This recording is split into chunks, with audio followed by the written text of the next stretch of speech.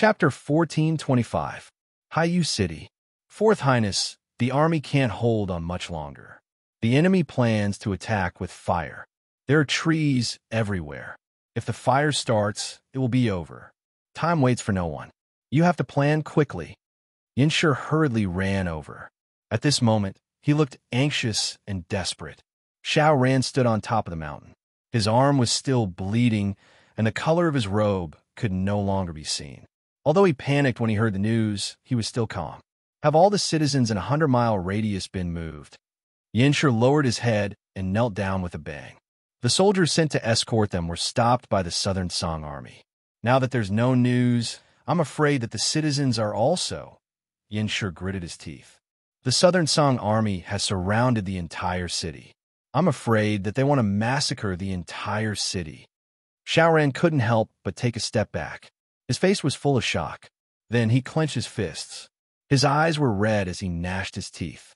The Southern Song army has gone too far. Not counting the soldiers, there were at least 100,000 citizens here. If the fire started, the consequences would be unimaginable. General Yinshe heard His Highness call out to him. Faintly feeling that there was something wrong with his voice, he immediately raised his head. This general is here. Let's fight it out with them. Xiao Ran's eyes were resolute. Yinshe immediately said, Fourth Highness, you must not. This general will stay behind to command. You must quickly leave with your soldiers. At this time, you cannot have any mishaps. The imperial court needs you. At this time, what's the use of saying these things? Go and pass down the order. I will fight with my back to the river. I will live and die with the army. Xiao Ran said firmly. Knowing that he had made up his mind, Yinshe sighed heavily. Then, he nodded and staggered away. Xiao Ran looked at the brightly lit battlefield again. Suddenly, he remembered the move he used against his brother a few days ago. He never thought that after going around in circles, he would be forced into a dead end by this move. At that time, he was eager to win and didn't care about the consequences. Only now did he know how great the price he had to pay. Half an hour later, when everyone had gathered in the main city, the Southern Song army launched another attack. This time, they used fire to attack. Arrows with kerosene flew over the city walls and into the city. Below the city gate, more than 10 people hugged a thick wooden pillar and slammed it fiercely. Your Highness, they're about to attack. A deputy general staggered over with blood all over his body. After saying this, he fell unconscious to the ground. Xiao Ran pursed his lips, his eyes filled with anger. Yinshe, open the city gates and meet the enemy. If he stayed in the city, he would be burned to death. If he rushed out, he would be ambushed. Either way, he would die. However, he couldn't just sit and wait for death. A person could choose to give up, but he couldn't give up on a choice. He was fighting with his back against the wall. The city gates opened wide. Everyone held their weapons and rushed out. As if anticipating that they would make a move, the archers lying in ambush immediately fired a rain of arrows at them. Soon, the soldiers who ran in front fell one by one. Before they could even shout out, they had already died. Xiao Ran saw his soldiers fall without any resistance. His heart was filled with pain and anger. The sword in his hand mercilessly pierced towards the enemy. The more blood his hand was stained, the more his clothes were torn. Wounds appeared one after another, but he didn't care. At this time, he only wanted to kill these bandits who invaded other people's land. Pang Huang stood on a high slope and looked down at the battlefield at the city gate. The red-eyed Xiao Ran fell into his eyes. Pang Huang lightly exclaimed, "Who's that person?" Replying to the crown prince, "It's Sichuan's fourth prince, Xiao Ran." Someone behind him replied. Pang Huang suddenly understood. So it was him. He had fought a few battles with Sichuan, the commander-in-chief of the army, but he had only heard of his name and not seen him, just like when he was in the capital. But when his gaze returned to Xiao Ran, he shook his head. A faint trace of mockery flashed through his eyes. Xiao Ran and Xiao Su are too far apart. It's like the difference between heaven and earth. I don't know if the Sichuan emperor is blind. He didn't want such a good seedling and chose such a crooked melon and cracked dates. He's been an emperor for so many years in vain. How laughable. As he spoke, Pang Huang revealed a gloating smile. But it's also thanks to this muddle-headed emperor that we have the opportunity today. This is a good opportunity for us to destroy the Sichuan. Your Highness, do you think Xiao Su will help them? One of the generals was somewhat worried.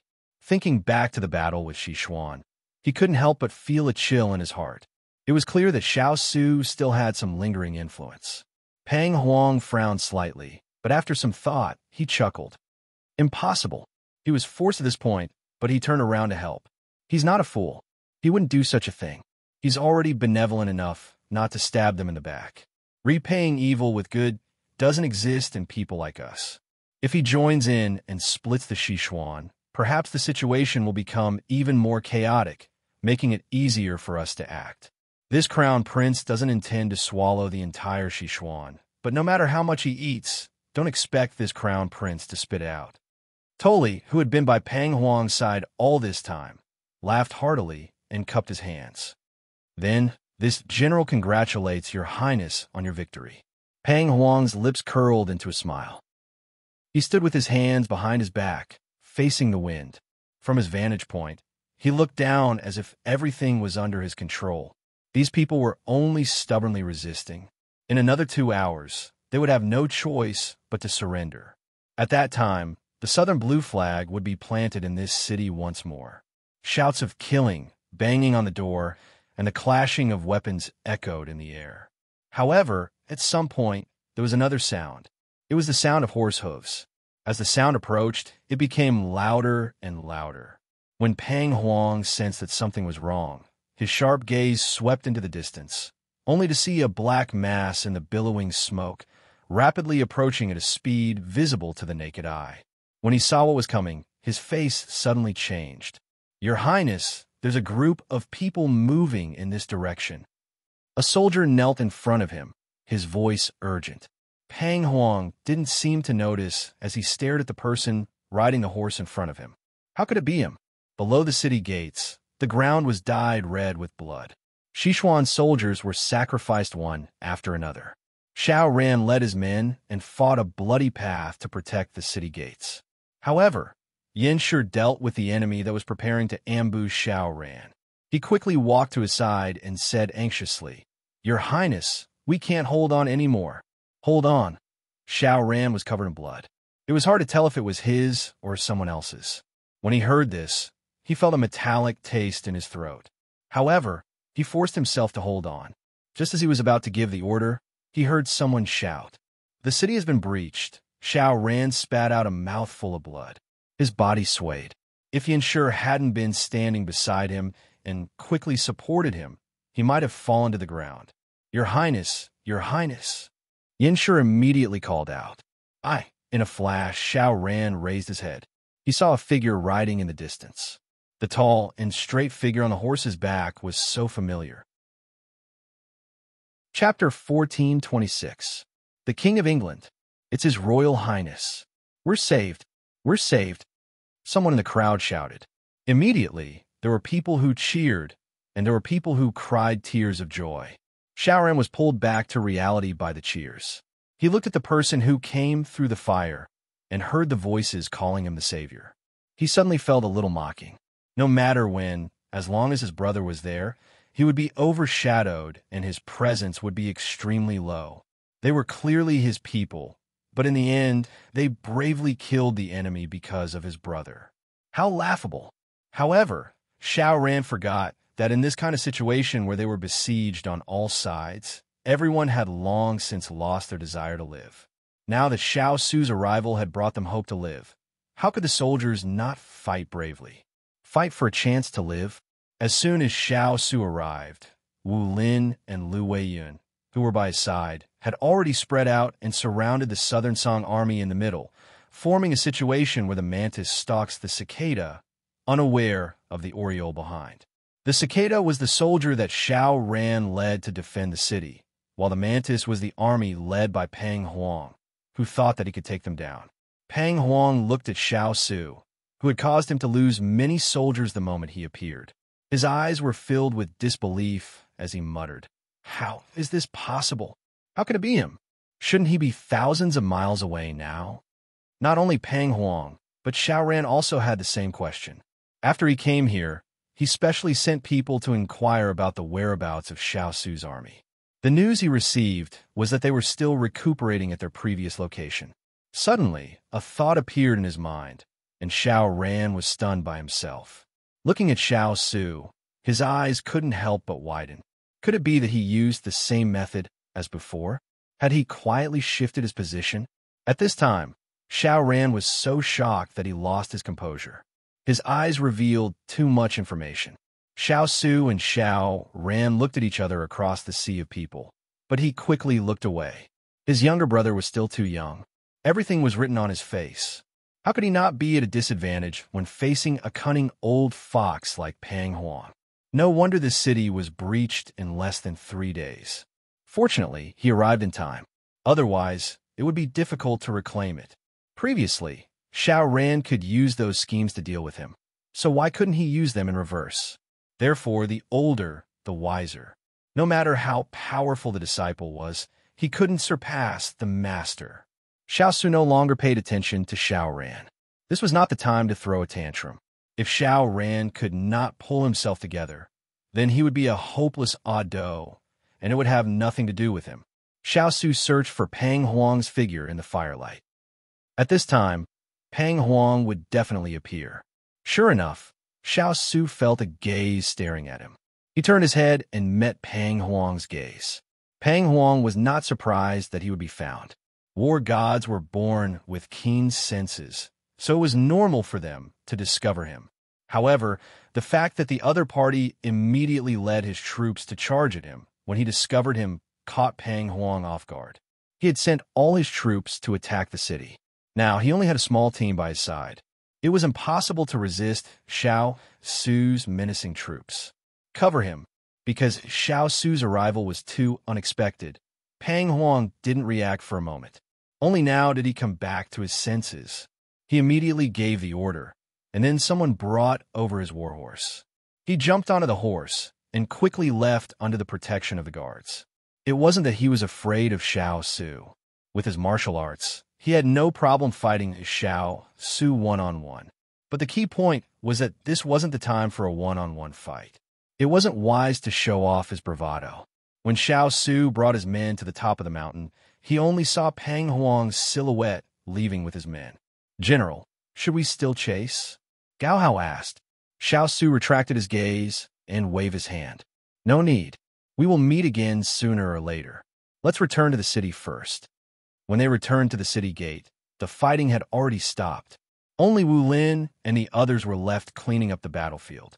Ever since Xiao Su had brought his troops over, the Southern Song army had been caught unprepared, and the Western Xian army's enthusiasm had soared. Being attacked from both sides, the Southern Song army had long been utterly defeated. When Pang Huang gave the order to retreat, Xiao Su's encirclement had not yet been formed, which gave the Southern Song army an opportunity. However, Xiao Su did not intend to destroy the Southern Song army. He knew that this was a hard bone to chew. He could not bite it in one breath. However, at this time, the city gate was closed. Xiao Su and his men were left outside the city. "Your Highness, without your orders, this general did not enter the city after defeating the Southern Song army. However, I did not expect that the fourth prince would immediately close the city gates after entering the city. This action is too chilling. It's as if they are guarding against thieves. Too infuriating." Wu Lin had a straightforward personality. He directly voiced out his complaints. In any case, they were here to help. How could he use such a method to deal with his savior? This Xiao Ran was simply a vile person. Xiao Su glanced at the city gate tower. After the battle, just now, the city walls were filled with traces of fire and smoke. It was obvious that the battle was fierce. Finally, Xiao Su turned his gaze to the top of the city gate tower. He saw Xiao Ran standing there, coldly looking at him. Xiao Su was not surprised. It was very likely that Xiao Ran had not received the news that he had promised the Sichuan emperor to fight the enemy together. "Don't worry. Tell them that if they don't open the gate, we will fight our way in." Xiao Su did not have the patience to waste time with Xiao Ran. If they did not open the gate, he had many ways to enter. When Wu Lin heard this, he gladly agreed. He was not used to Xiao Ran. If Xiao Ran did not agree, he would have an excuse to fight his way in. At this time, Xiao Ran had just finished reading a letter sent by a messenger pigeon. His hand that was holding the letter trembled slightly. He didn't expect that his imperial father would really ask his imperial brother for help. He also didn't expect that his imperial brother would actually agree under such circumstances. At this time, Wu Lin's voice rang out. "People in the city, listen up. If you don't open the gate, we will fight our way in." These extremely domineering words made Xiao Ran snap out his daze. Their old friendship was gone. His brother did not give him any face and directly used the simplest and most violent method to deal with him. He secretly clenched his fist. His brother was really fearless. However, he did not have the ability to resist now. It was too powerless and infuriating. Yanshi also knew the contents of the letter and was worried about the current situation. Looking at the silent Xiao Ran, he could not help but say anxiously, "Your Highness, let's put aside our personal grudges and let them in. We're not their match now. If we force ourselves, we will only be asking for trouble." Xiao Ran closed his eyes. How could he not know? It was just that he had nowhere to vent his anger. Forget it, let them in. He compromised. With such a great disparity in power, he had no choice but to accept them. Yanshi heaved a sigh of relief and immediately turned to send people to do it. Wu Lin waited for a while and was getting impatient. Just as he was about to roll up his sleeves and fight, a creaking sound was unexpectedly heard. Then the heavy city gate slowly opened in the night. Chapter 14:27. Xiao Su led his men into the city. Xiao Ran was the one who welcomed them. At this time, he was still dressed in a blood-red battle robe. Although he looked very disheveled, the arrogance on his face and the aura he exuded made people ignore everything else. "Imperial brother, I just received a personal letter from Imperial father and knew that you came to help us. I have offended you just now. I hope Imperial brother and the soldiers won't take offense." When he met Xiao Su's eyes, Xiao Ran's expression suddenly changed. With self-reproach and guilt, he bowed slightly to Xiao Su and the generals behind him. Xiao Su raised his eyebrows and looked at him noncommittally. Only then did the generals behind Xiao Su restrain their dissatisfaction. Since Xiao Ran had said so, it was not good for them to show it. However, anyone with a brain knew that his self-reproach was fake. His goal was to appease the troops. When the soldiers guarding the city saw that he had rejected their reinforcements, they already had objections in their hearts. They were also dissatisfied that they had been rejected. If Xiao Ran did not do something, they were afraid that when the time came, not only would their own people be at odds with them, they would also not let him go. Xiao Su responded indifferently. After the Brotherhood was gone, there was no need to be polite. Except for his own people, Xiao Su had always been cold and indifferent. It was not targeted at others. As a proud son of heaven, being ignored like this made Xiao Ran a little angry. However, he knew that he had to focus on the overall situation at this moment. The hands hidden in his battle robe subconsciously clenched, trying to restrain his anger. "Then Imperial brother, please come this way." Xiao Ran raised his hand and invited. Xiao Su had already dismounted and handed the reins to Turin. He turned around and looked at Xiao Ran indifferently. "There is no need to entertain me. You just need to allocate a place for this king's troops to rest. If you want to discuss business, send someone to pass on the message." Xiao Ran pursed his lips in the face of his brother's distant attitude. In the end, he nodded and ordered Yanshi to bring them over. At this moment, a deputy general hurriedly ran over. "Fourth Highness, we still haven't found the batch of commoners that were sent out." Xiao Ran was shocked. It was not only the common people, but also his 10,000 soldiers. At this time, Xiao Su stopped and turned to look at him again. His expression was even more indifferent. This prince saved those people on the way here. Xiao Ran was stunned. Only then did he remember that the direction he had escorted the people out was the direction his imperial brother had led the army from. Although he was relieved to know that the group of people were safe and sound, the person who had saved them was the person in front of him. He felt a little uncomfortable in his heart and did not want to owe him any more favors. He felt that he was inferior to him again. Xiao Su didn't pay attention to Xiao Ran's conflicted look. He clasped his hands behind his back and said coldly, "Xiao Ran, if you had such a worried heart, you wouldn't have attacked with fire without considering the consequences and destroyed 3 villages for nothing." After saying that, Xiao Su did not look at his brother's expression and directly turned to leave. Xiao Ran was stunned on the spot. He stared blankly at his back. His silver battle robes fluttered in the wind. His figure was tall and straight, as if he was living an indomitable spirit. Xiao Ran had never felt so defeated before. Pang Huang returned to the camp. Although he had successfully escaped danger, the way he came back was very embarrassing. It could be said that he had fled in defeat, which damaged his dignity. He could not accept it. After gloomy for a long time in the main tent, he slowly exhaled a turbid breath. Although his complexion had improved a lot, his eyes were still gloomy.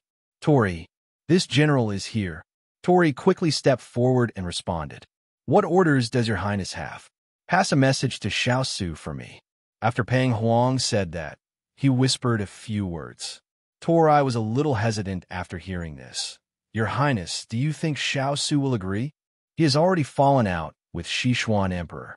I believe that this time he only acted because of the cold. If we give him some benefits, do you think he will still stand on Sichuan's side?" Pang Huang let out a light breath, his expression not as ugly as before. He leaned back in his chair and raised his hand to rub his aching head. Tori felt that the crown prince's words made sense. That's right, us generals hate to be suspicious and have a fierce temper. The things that Sichuan Emperor did to Xiao Su are enough for a general to draw his sword. This general will send someone to do it. All right, let's do our best to invite him out. This crown prince doesn't believe that Xian can escape our meticulous plan this time. Pang Huang smiled coldly. His eyes flashed with a determined light. The moon set and the dawn was dark. Slowly, the sun rose. On the other side, it had just drizzled and the air was a little moist. As they passed through the tall grass, they would occasionally be soaked by the rainwater on the branches and leaves. Tens of thousands of beasts rustled as they moved forward, not making a single sound. They were as orderly as humans.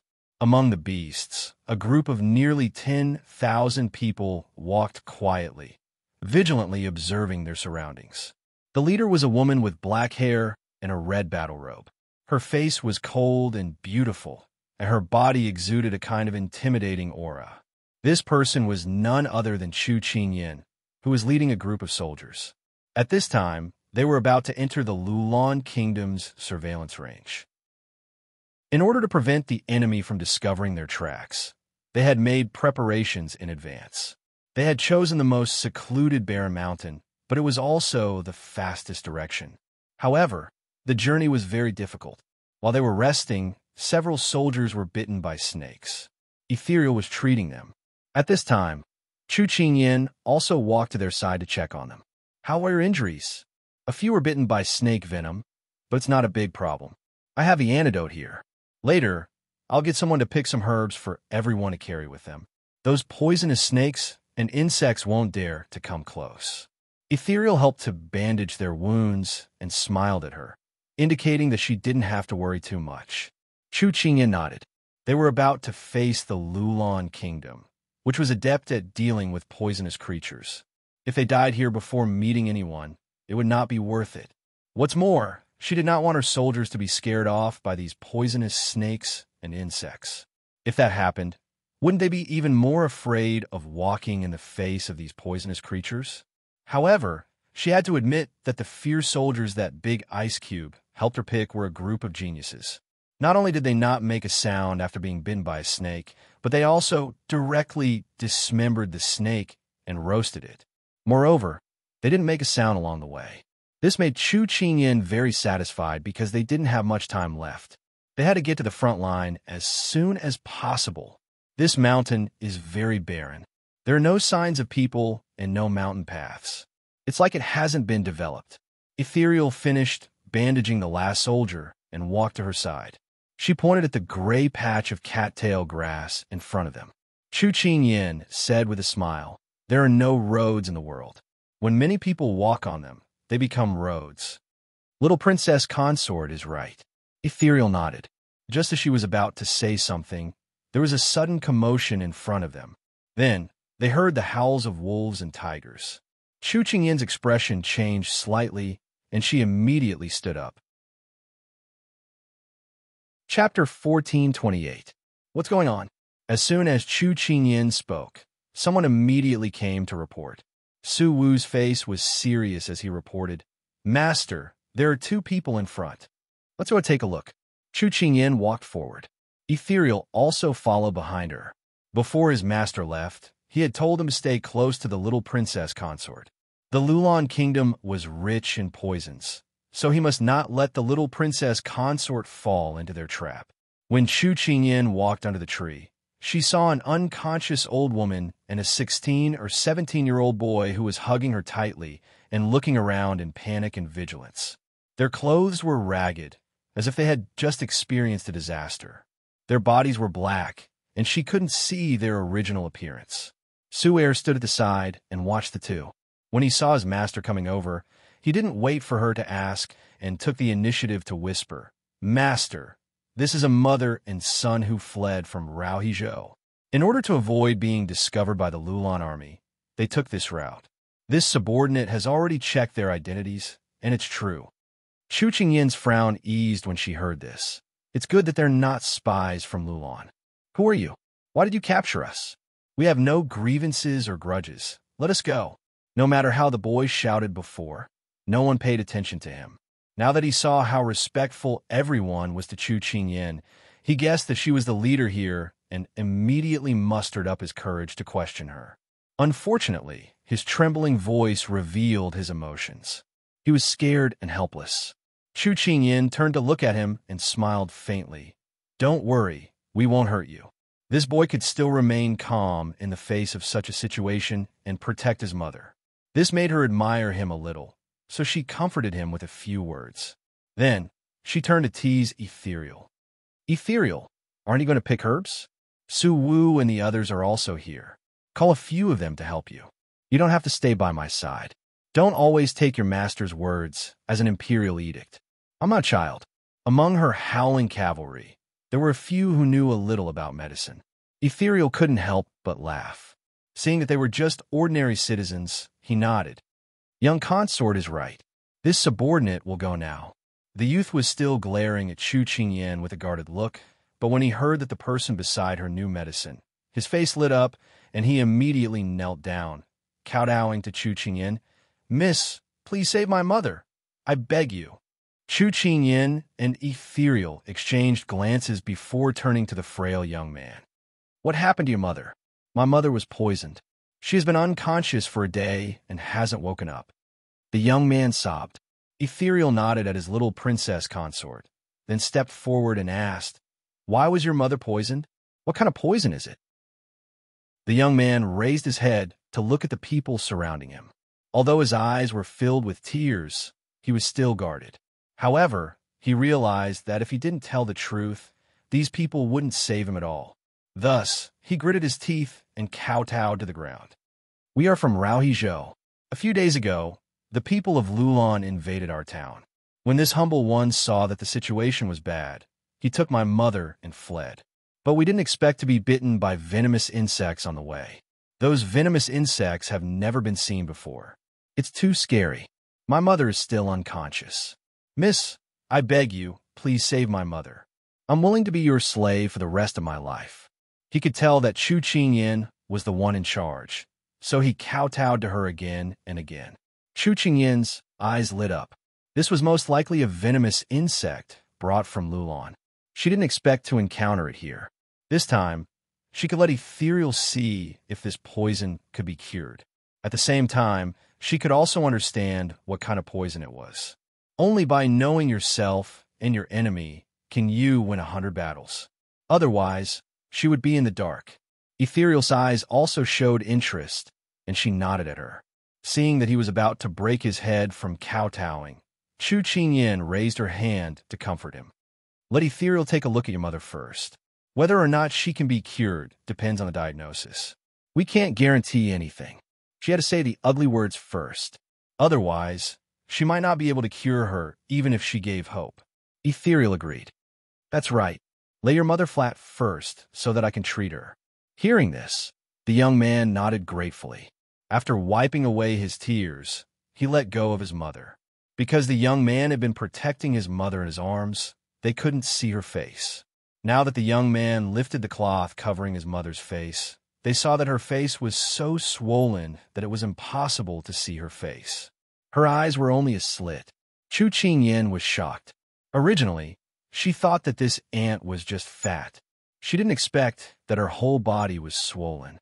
Moreover, her skin was a strange red color, which was very terrifying. Ethereal didn't say anything. She immediately went forward to check, and the silver needles between her fingers quickly pierced into the ant's acupuncture points. When she took them out again, the silver needles were actually glowing with a black light. Even Ethereal, who usually didn't change her expression easily, showed a look of disbelief. How is it? Chu Qingyan walked closer and asked. Ethereal shook her head and continued to take the ant's pulse. Then, a row of silver needles appeared in her hands. Her fingers moved slightly, and she inserted them one by one.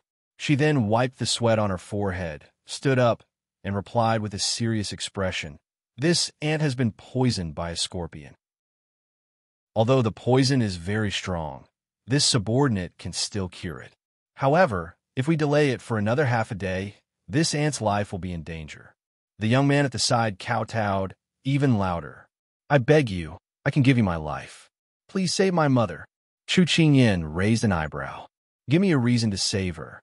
When Ethereal saw this, he immediately retreated behind his little princess, looking like he would only listen to his little princess. Hearing this, the young man's face paled. These people didn't know him, and he was penniless. How could he convince them to save his mother? Chu Qingyan's eyes turned cold. "Why should I save someone like you who is full of nonsense?" The young man's legs turned to jelly. He raised his head in shock and met that pair of beautiful, penetrating eyes. His entire body trembled. Just now, this young girl had looked very easy to talk to. He didn't expect that she would change her expression so quickly. When Ethereal saw that the young man was frightened by his little princess, he couldn't help but feel amused. He reminded him, "If you don't tell the truth, my little princess will lose her patience and leave you all behind." After hearing this, the young man's body trembled even more. He didn't dare to hide the truth anymore and quickly said, I'll tell you. We escaped after being locked up by the Lulan army. There were many commoners who were locked up with us. Because I wanted to feed our blood to those monsters, I took advantage of the fact that they weren't paying attention and escaped with my mother. However, my mother had been fed to the monsters once, so the poison took effect halfway through. I'm telling you the truth. I beg you. They didn't expect that those poisonous creatures needed human blood to survive. Chu Qingyan and Ethereal felt chills run down their spines when they heard this. Ethereal asked, "Why are you lying to us?" The young man sniffled and boldly pointed at Su, Yi, and the others. Then he pointed at the snow wolves and tiger stools that were glaring at him. "Your people have strange things painted on them, and there are so many ferocious beasts following you. I'm afraid that you are bad people too." Ethereal looked at Su, Yi, and the others. Their bodies were painted with the same color as Yi's. Their little princess consort said that this was easy to disguise and wouldn't be easily discovered. Glutinous Rice Ball and the others were his little princess consort's pets. They had been together for a long time and were already used to them. However, in the eyes of ordinary people, they were terrifying existences. It was no wonder that the young man was afraid. "We're not bad people. Then who are you?" "We're here to save you." Chapter 1429. The young man's eyes widened as he digested this shocking information. "Are you really here to save us?" Su Er, who was beside him, laughed and joked. "If we're not here to save you, why would we come here?" The young man was overjoyed when he heard this, but his head soon drooped. "But those people are very powerful and cruel. Can you deal with them?" Suwu shook his head and smiled. "If we don't have the ability, why would we rush to our deaths? Young man, open your eyes and look at who is standing in front of you." The young man looked in the direction of Su Wu's finger. It was the girl who was so beautiful that he couldn't take his eyes off her. The young man muttered, "I don't know. Do you know the god of war, the King of England? This is my lord's princess consort." The young man was so shocked that he couldn't speak. You're the wife of His Royal Highness who has never been defeated in 100 battles? After receiving Chu Qingyin's acknowledgement, the young man was even more excited than before. He was wild with joy and muttered to himself, "We're saved, we're saved." Chu Qingyin was speechless. Was this young man scared out of his wits by the Lulan army? She shook her head and didn't let her people scare him anymore. She turned around and ordered Ethereal to treat the ant. "I've already forced the poison to one part of her body. As long as she bleeds once a day for 3 days, along with this Qingqi pill, the poison will be removed from her body." Ethereal explained as he bled. Chu Qingyin nodded and said to the young man, "Have you seen what the poisonous creature that bit your mother looked like? Have you seen any other poisonous creatures?" The young man nodded hurriedly. "Yes, I've seen several kinds of poisonous creatures." "Good, you tell Ethereal. He needs to know about these." Chu Qingyin pointed the young man to Ethereal. Hearing this, the young man's face showed a troubled expression. "But I don't recognize any of those poisonous creatures, and many of them look very strange." Chu Qingyin and the others frowned. They already knew that the Lulan army didn't raise ordinary poisonous creatures. Now that they heard it, their hearts sank. What should they do? The young man's eyes suddenly lit up. "Although I can't explain it clearly, I can draw it." Chu Qingyin couldn't help but smile. "That's good." Su Tu immediately went to prepare the ink and paper. Seeing that there was nothing else for her to do here, Chu Qingyin gave Su Wu a few instructions and left with her men. Because the pigeon's flying speed was too slow, she and Big Ice Block. Because Jean Xian, what do you think His Highness is doing now? Chu Qingyin whispered. Jean Xian stood behind her. He knew that his master was thinking about His Highness. He couldn't help but comfort her. His Highness must be killing the enemy in the front line. It's been raining these days. Maybe the pigeon was delayed on the road, or maybe His Highness was too busy to send a message. Chu Qingyin nodded. You're right. The people around him are not to be trifled with. He will be safe. Then he will drive Southern Blue out. It's only been half a month, but she was already reluctant to part with him. She really hoped that this war would end soon. Thinking of this, her face became serious. Jean Xian, give the order. We will set out in 2 hours. Try to reach Rao He province before the sun rises tomorrow morning.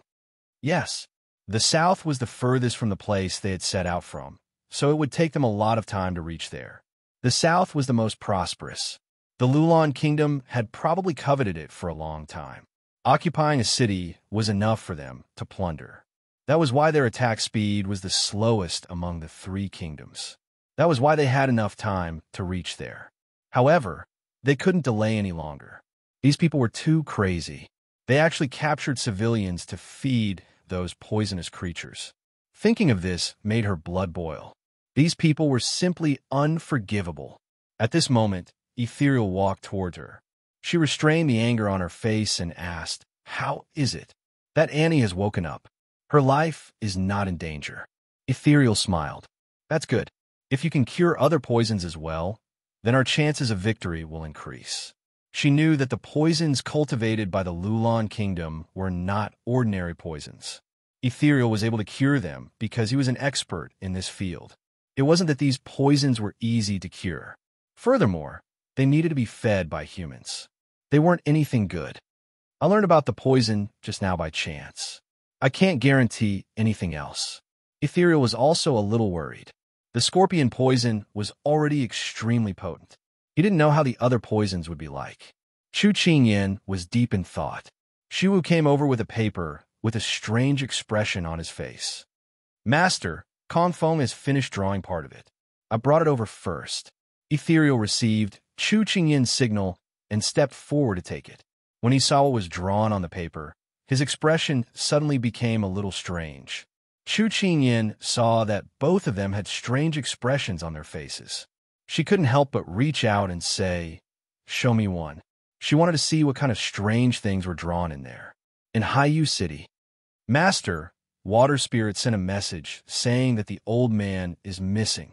Turin hurried over, holding the letter he had just received from the messenger eagle. Xiao was flipping through the file. When he heard this, his expression darkened. What's going on? Didn't father and mother return to Lianqing together? How could he be missing? He took the letter and skimmed through it. It said that on the way back to Lianqing, the old man said that he needed to relieve himself and went into the forest. Then, everyone waited for a long time, but didn't see him come back. When they went back to look for him, he was already gone. Moreover, there were no traces of wild beasts around, so the possibility of him being captured was ruled out. It was very likely that he got lost on his own. Because they walked quickly, the messenger eagle couldn't find them. Xiao looked at the date on the letter. It was already 10 days ago, which means that the old man has been missing for nearly half a month. Water Spirit said that she didn't dare to tell the young princess, and asked if you should inform the young princess. Turin asked worriedly, where could the old man go in this chaos? Xiao frowned and thought for a while. Don't tell Ian yet. Ask Water Spirit to send more people to increase the search. No matter what, we must find the old man. Turin nodded heavily and immediately ran out. Xiao leaned against the back of the chair and rubbed his brows. He hoped that the old man didn't have any accidents. At the same time, in the army that Xiao had brought, a figure wearing a soldier's uniform was wandering around where they were stationed. He was holding a steamed bun in his hand and munching on it. Uncle Chu, there's water here. Come and drink it. A young man waved at the wandering man. When a man heard this, he immediately threw the steamed bun aside and jogged over. He snatched the bowl from the young man's hand and gulped down the water. The young man looked at the empty bowl in his hand and couldn't help but find it funny. This Uncle Chu was like a child. He didn't know how he was recruited into the army. When a young man continued to draw water, the man called Uncle Chu rubbed his chin and smiled slyly. Chapter 1430. In the grass forest, Chu Qingyin held the drawing and widened her bell-like eyes. She couldn't help but twitch the corner of her mouth. Where did this monster come from? She had lived for 2 lifetimes, but she had never seen such a strange creature. But she had to admit that Kong Feng's drawing skills were really amazing. He vividly reconstructed those poisonous creatures, just like how the modern police use drawings to reconstruct criminals. Little princess, I didn't expect that the person we randomly picked up is such a talent. Ethereal rarely saw someone with such superb drawing skills, so she couldn't help but praise. Do you think that talents are so easy to pick up? Chu Qingyin couldn't help but tease. Then she thought for a while and asked Xiwu to bring Kong Feng over. Kong Feng came very quickly. Maybe it was because he knew that his mother's poison was almost cured, so he felt relieved. When he saw Chu Qingyin, he immediately knelt down to thank her. No need to be so polite. Get up. Chu Qingyin raised her hand. The young man in front of her had been groomed, revealing his original delicate appearance. He was only 15 or 16 years old, but he was already handsome. She couldn't help but sigh in her heart. It seemed that she had picked up not only a talent, but also a beautiful young man. She didn't beat around the bush and went straight to the point. Have you learned how to draw? Kong Feng nodded. My father was a teacher in a private school. He taught students how to draw. I grew up with my father and was influenced by him, so I know a little bit. These words were modest. These drawings couldn't be drawn with just a little bit of knowledge. Moreover, this famous painter might not be able to draw such a realistic picture. Seeing that Chu Qingyin was still holding onto his drawing, Kong Feng scratched his head in embarrassment and said, if I were to use normal drawing methods to draw these poisonous creatures, I'm afraid that I would not be able to tell. Thus, I added some of my own ideas and even used some of your paints to make it easier for you to identify them. I hope that my drawing is not good enough. Please forgive me. On the side, Kong Ling waved his hand and said with a smile, Little brother, you're too modest. These maps of yours have helped us a lot. Chu Qingyin nodded and looked at Kong Feng while Ethereal was talking. His drawing skills were a bit like modern color paintings. If it was in modern times, it wouldn't be surprising, but this was ancient times. She couldn't help but think more highly of this person. His ideas were very novel. The ancient people were really smart. No wonder they could invent so many things. Kong Feng was very embarrassed by Ethereal's praise. As if he was encouraged, he ran back, saying that he would draw all the poisonous creatures today.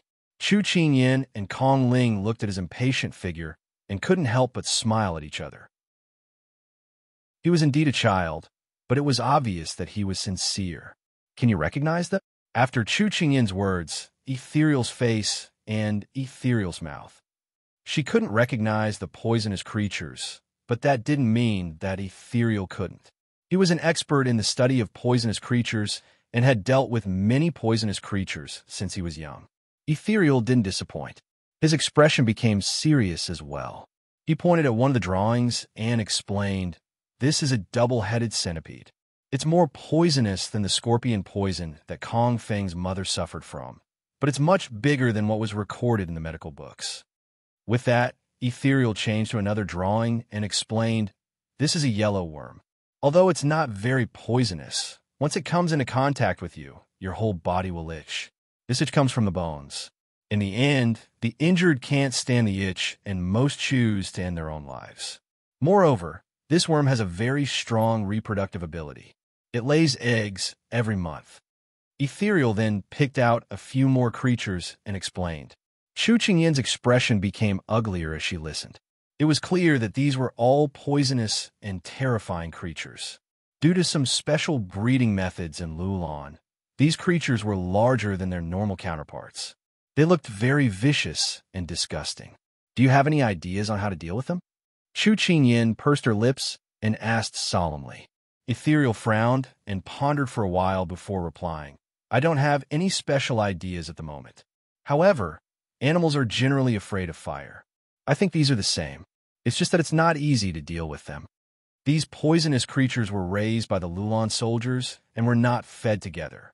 Therefore, it would be difficult to eliminate them all at once. It was also too risky to attack them one by one. Once exposed, they would be easily attacked by a group." She also considered Ethereal's concerns. She thought for a while and finally said, "Let's go to Rauhazhou first before making any plans." Ethereal felt that this was the only thing they could do for now. After hurrying for a while, Chu Qingyan finally arrived at Rauhazhou with her men. Because their disguises were too realistic, they were not discovered. All the drawings that Kong Feng had drawn were also sent to Chu Qingyan. The more she looked at the poisonous creatures, the more disgusted she felt. The Lulan people were actually raising these strange creatures. It was clear that they were not kind people. She made a prompt decision. "Ethereal, Jean Xin, and Su Yi, come with me to explore the Lulan army camp tonight." The few of them exchanged glances. Ethereal took the lead and said, "Young princess consort, leave the exploration of the camp to us. You can stay with the army and take charge." Chu Qingyan raised her brows at him. "Ethereal, I'm a general now, not a little girl. Don't think of me as a fragile person. Moreover, your master has already allowed me to come out without worry. You don't have to worry about me. Just focus on how to deal with the Lulan army." Ethereal rubbed his nose. It was because his master was too worried that he had to remind her not to do dangerous things. However, it seemed that he could not stop the young princess consort. It was better for him to obey the young princess consort's orders. With the mission set, the few of them changed into their night clothes and immediately rushed toward the nearby town of Rauhazhou. Once they reached the town, Jean Xin took out 2 curve hooks from the bag on his shoulder. He handed one to his master. The others also took out their hooks and threw them up to the top of the city gate tower. They pulled them down and stabilized them. Then they immediately followed the rope up and leaped onto the top of the city gate tower. Then they quickly leaped down the city gate tower. Because they were too fast and timed, by the time the patrolling soldiers reached the place where they had landed, they had already left. After entering the city, Chu Qingyan gestured for them to split into 2 groups. She and Jean Xin, Ethereal, and Su Yi.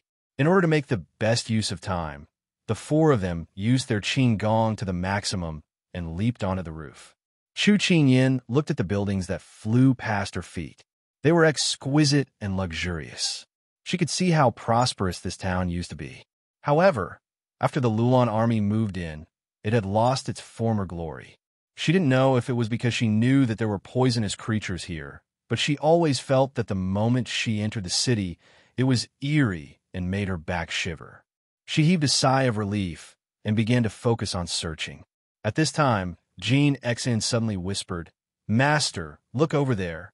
Chu Qingyin looked in the direction of the voice and saw 2 rows of soldiers standing guard outside a huge house.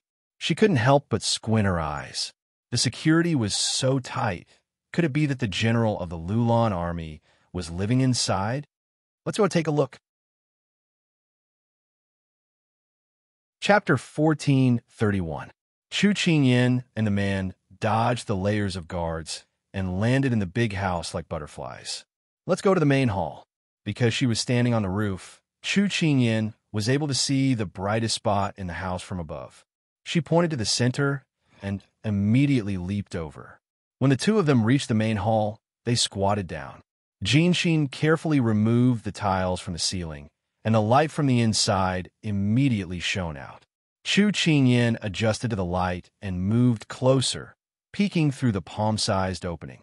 3 people sat in the center of the hall. They were all wearing colorful clothes that were decorated with peacock feathers.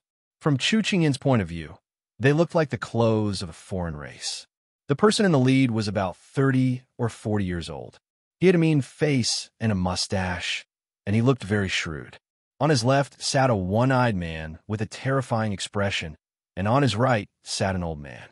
It's time to feed the sacred objects again. How many people are there in the city now? The mustache man asked. The one-eyed man replied, including the 150 people we caught yesterday, there are a total of 700 to 800 people. It's enough for several meals. The mustache man nodded with satisfaction. Good. You arrange it. Tomorrow night, we'll bring the sacred objects over. The one-eyed man agreed expressionlessly. The expression on Chu Qingyin's face kept changing. She clenched her hands tightly, afraid that she would not be able to control herself and beat these people up. What they said just now was obviously to feed the captured people of the Sichuan kingdom to the poisonous creatures. They were so blatantly indifferent to the lives of the common people. They were insensitive, cruel, and ruthless. If she did not know that her identity would be exposed and the consequences would be uncontrollable, she would have done it now. Master, please bear with it. Jean Xian was frightened by his master's powerful aura and immediately reminded her in a low voice. Chu Qingyin sighed softly and nodded to him, indicating that she would not act impulsively. At this time, the old man opened his mouth. General Li He, those soldiers sent by the Sichuan have been trapped by our people for many days. What do you plan to close the net? Let's get rid of them together tomorrow and give the holy creatures more food to eat. The mustached man smiled sinisterly. Yes. Chu Qingyin frowned. She had been wondering why she hadn't seen the troops sent by the Sichuan along the way. Only now did she know that they had been trapped by these people. From the old man's words, she could tell that the soldiers couldn't even protect themselves. It seemed that the situation was worse than she had imagined. After listening for a while longer and finding no other useful information, Chu Qingyin gestured to Jean Xian, and the 2 of them quickly retreated. The 4 of them successfully met outside the city. How is it? Chu Qingyin pulled down her mask and asked Ethereal, who also had a cold expression on her face. Yes, Ethereal replied solemnly. All right, we'll talk about it when we get back. Soon, the group returned to their encampment. Ethereal suppressed her anger along the way, but when they reached her territory, she couldn't hold it in anymore and immediately reported to Chu Qingyin what they had found. Just now, this subordinate and Su headed north and found the place where the people were being held. Many of them were old, young, women, and children.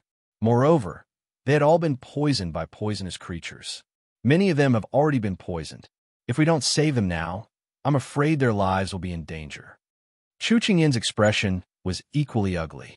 We also found out that the Lulan army plans to feed the poisonous creatures again tomorrow night. From their tone, I'm afraid that after tomorrow night, these people won't be able to survive. Thinking about how the Lulan people call the poisonous creatures holy creatures she wanted to laugh coldly. There were people who worshipped such disgusting things as holy creatures. They were simply psychopaths. Ethereal's expression changed. Just as she was about to say something, a figure suddenly pounced on her from the side. Jean Xin had just drawn his sword when he saw who it was and looked at his master. Chu Qingyan raised her hand to indicate for Jean Xin to put away his weapon. She calmly looked at Kong Feng, who was kneeling by her feet. "What are you doing here?"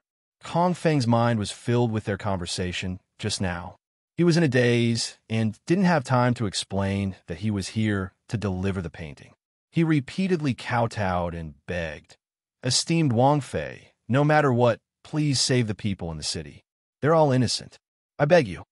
He had grown up there since he was a child. The people were simple and honest, so he knew everyone. He couldn't bear to see his family and friends lose their lives like this, especially in such a cruel way.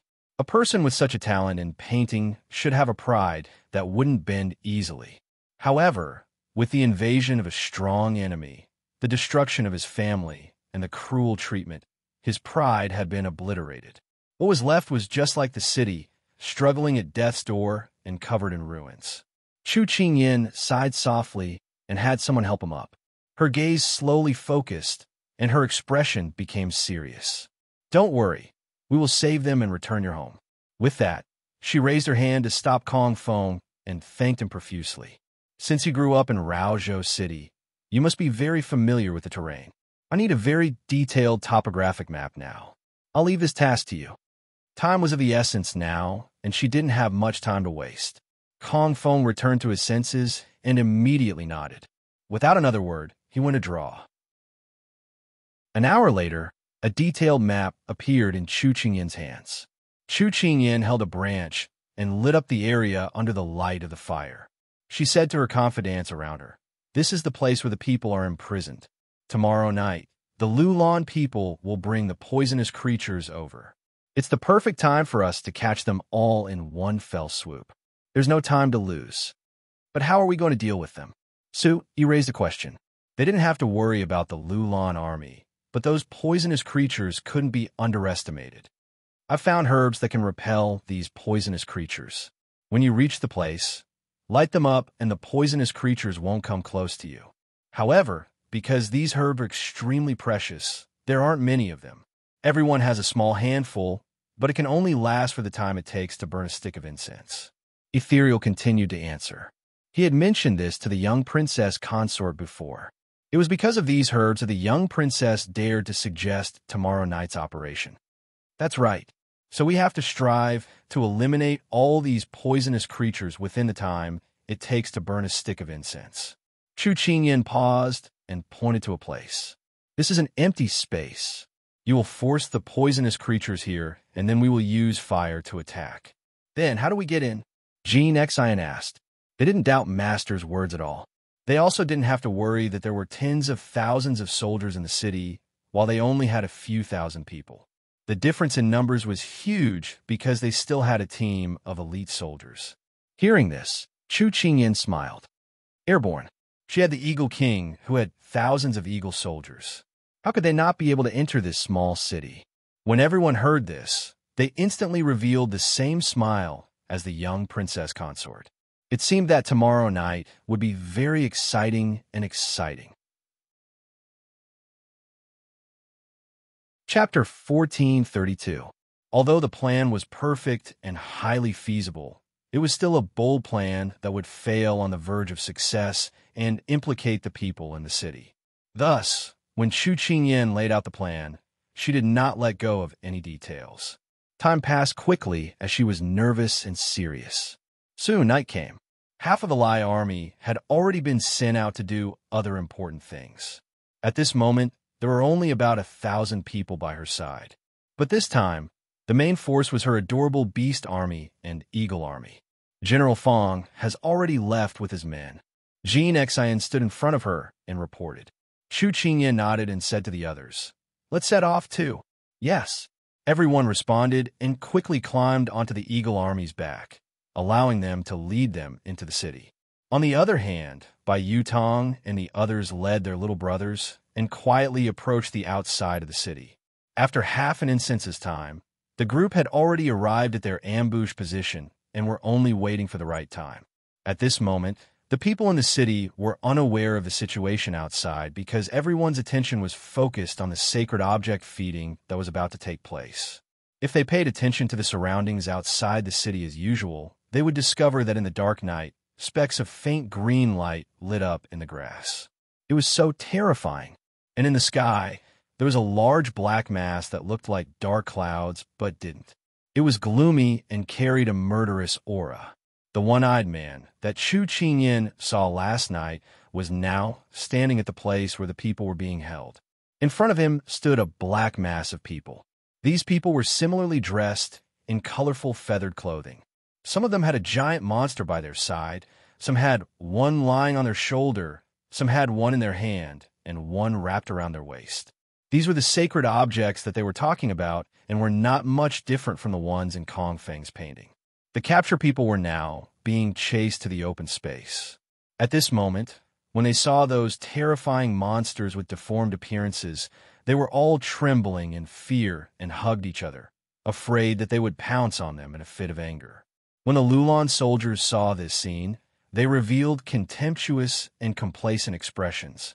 Meanwhile, the poisonous creatures beside them stared at the people in front of them faintly, as if they knew that these people were their food, and impatiently hissed. The one-eyed man scanned the crowd and said, "Are all the holy artifacts here?" A soldier stood up and said, "Of the 12 battalions, other than the 11th battalion, the rest are all here." "Very well, let's begin," the one-eyed man coldly ordered. When the soldiers who had been pacifying the irritable and impatient holy objects heard this, they were overjoyed. Just as they were about to release the holy objects in their hands, a wolf howl suddenly came from the sky. Everyone was slightly stunned. Then, they heard a series of ear-piercing eagle cries. Everyone looked up. It would have been better if he hadn't seen it. The moment he saw it, he was so scared that his legs almost went soft. The black clouds above their heads suddenly dispersed, and then they got closer and closer. When they got closer, they saw that they were eagles the same size as eagles. What was even more shocking was that there was actually a person sitting on the back of each eagle. These people were holding a bow in their hands, and the sharp tips of the arrows were aimed at them. "Shoot!" A clear and beautiful female voice pierced through the sky. As soon as he finished speaking, the arrows rained down on them, and the soldiers who couldn't dodge in time were all hit. The unforeseen event happened in the blink of an eye. The second wave of arrows was wrapped in kerosene. The bright red flames were like shooting stars in the sky, raining down on them as if they didn't cost money. By the time the one-eyed man reacted, many of his subordinates had already been hit by the arrows. "Shields! Shields! Where are the archers? Go quickly!" The one-eyed man was a little anxious. It was the first time he had been caught off guard. When he came back to his senses, he immediately thought of a countermeasure. However, no matter how fast he reacted, he couldn't keep up with the unforeseen event. "Not good, sir. The soldier didn't come out for a long time." The one-eyed man kicked him down and said fiercely, "What do you want to say?" There's a wild beast attacking the city outside." The soldier recalled the ferocious wolves, tigers, and leopards he saw in the city tower and was still in shock. "What?" The one-eyed man didn't understand what was going on. What happened next cleared his confusion. Just as the Lulan army was about to attack the commoners, Chu Qingyan gave the order to attack. Bai Yutong and the other two brought their little brothers and surrounded the 4 city gates. Using the giraffe's height, they stepped on the giraffe's body one by one and jumped onto its head. They leaped onto the city gate tower, and the soldiers who tried to resist were all slapped to death by their claws. "It's a tiger. Bear. Ah, don't bite me. Don't bite me." Soon, Bai Yutong and the rest took over the entire city tower and quickly ran into the city. They went to support their master. The fastest city in history was breached in the blink of an eye. When the one-eyed man heard that the city had been breached, he was completely stunned. The wild beasts rushing over from afar confirmed this fact once again. But so what if the city was breached? He still had the holy artifact army. Let the holy artifacts attack them. "Don't." As soon as he finished speaking, He was choked by the scene in front of him. He couldn't say another word. The poisonous beasts raised by the Lulon people were indeed ferocious and poisonous. Although they were useful against normal people, they were nothing in front of this huge army of beasts. This was because they all had a weakness, which was that they moved very slowly. They were not as agile as the army of beasts. When the poisonous beasts were about to bite Bai Yutong and the rest, they all retreated far away. When the poisonous beasts weren't paying attention, they would go up and slap them with their claws without mercy. After a few rounds of fighting, the poisonous beasts were enraged by Bai Yutong and the rest. However, Bai Yutong and the rest were even more excited. They liked it when they were angry, but couldn't bite them. Jean, Xian, and the rest had already ignited the medicinal herbs that Ethereal had given them. When the smell came out, the poisonous beasts that were about to attack them all avoided them. This way, they fell right into the trap that Chu Qingyan had drawn for them. So this was the scene that the one-eyed man saw. Chu Qingyan's people didn't make a move. They just held a bunch of ignited herbs and drove their holy artifacts away. Meanwhile, the wild beasts were killing the holy artifacts in the circle. The one-eyed man's eyes widened. He never thought that their invincible holy artifacts would encounter such a situation. Are you all dead? Hurry up and save the holy artifacts. Although he didn't know why these people had gathered the holy artifacts together, his instincts told him that it wasn't something good. The one-eyed man didn't care about his status as he roared the order. Chu Qingyan snorted softly, then made a gesture. Ethereal and the rest helped the commoners onto the back of the eagle. Xiao chirped, and its little brothers carried the commoners away. By the time the one-eyed man realized it, it was too late. He couldn't even protect himself. Chapter 1433. Once the citizens were sent away, Chu Qingyan would be able to deal with them in peace. At this moment, the mustached man and the old man heard the commotion and rushed over. Unfortunately, they were too late. The citizens had been moved away and their men were trapped. Moreover, the situation was one-sided. They couldn't understand how they ended up in such a situation in such a short period of time. The poisonous creatures were all gathered together. Without the protection talisman, the Lulon soldiers were like cabbages and radishes, waiting to be harvested by Jean, Xian, and the rest. The Howling Cavalry were all experts and were not to be trifled with. Although the mustached man and his men outnumbered them, they couldn't hold up against 10 people. Moreover, they didn't have the holy relic with them, so they were even more flustered. The old man shouted, "Capture the leader first." Chu Qingyan looked at the old man who was pointing at her and realized that he was the leader. At this moment, he knew that he couldn't stabilize the morale of the soldiers and decided to target her. As long as she was captured, her people wouldn't be a problem in their eyes. It seemed that this old man was quite smart. Unfortunately, they underestimated her. The moment the old man finished speaking, the mustached man and his men rushed towards her. Chu Qingyan, on the other hand, slowly drew out the long sword at her waist. The silver sword was bright and clear, tainted with the moonlight, making her look even more holy and pure. Even though she was wearing a dazzling red battle robe, it could not hide the coldness she exuded. Last time when she was fighting with Wu Lin, in order not to hurt anyone, she had held back most of her strength. Now, she could let go and practice. She wanted to see what kind of effect it would have when her skills were combined with the inner force that Dong Ting had passed on to her. She was looking forward to it. The moment someone got close to her, he was killed by her long sword. Chu Qingyan smirked. She flipped her sword and flew towards the mustache man. To capture the leader, capture the leader. She understood this principle. She injected her inner energy into the sword, and a sharp sword aura spread out. Those who got close to her were all injured by her sword aura and fell to the ground, vomiting blood. Originally, there were 2 barriers in front of the mustache man, but they were broken by this unknown girl. He was stunned for a moment and quickly blocked the sharp sword with his saber. He was the most famous swordsman in Lulon, but he was afraid that he wouldn't be able to subdue this little girl. In a fight between experts, one would know whether or not they had the skill the moment they made their move. The moment the swords clashed, Chu Qingyan knew that this person was not easy to deal with. But this was exactly what she wanted. She used 60% of her inner force, and her movements became even faster. To an outsider, her sword techniques were dazzling. After 3 or 4 moves, the mustached man was first shocked by her rich inner strength at such a young age. But then he quickly adjusted his state of mind and devoted himself to the fight between the two. He could not be defeated by this junior. Not to mention, this was a girl. Su, Yi, and the others appeared on the left and right of their mistress. They fought the enemy together with her and helped her get rid of the little Luo who had surrounded her. Jean Xian directly faced the one-eyed man. Just now, he had seen him attack, and every move he made was fatal. Many of them were injured. Jean Xian directly took on the task of dealing with him. For a moment, the city was in chaos.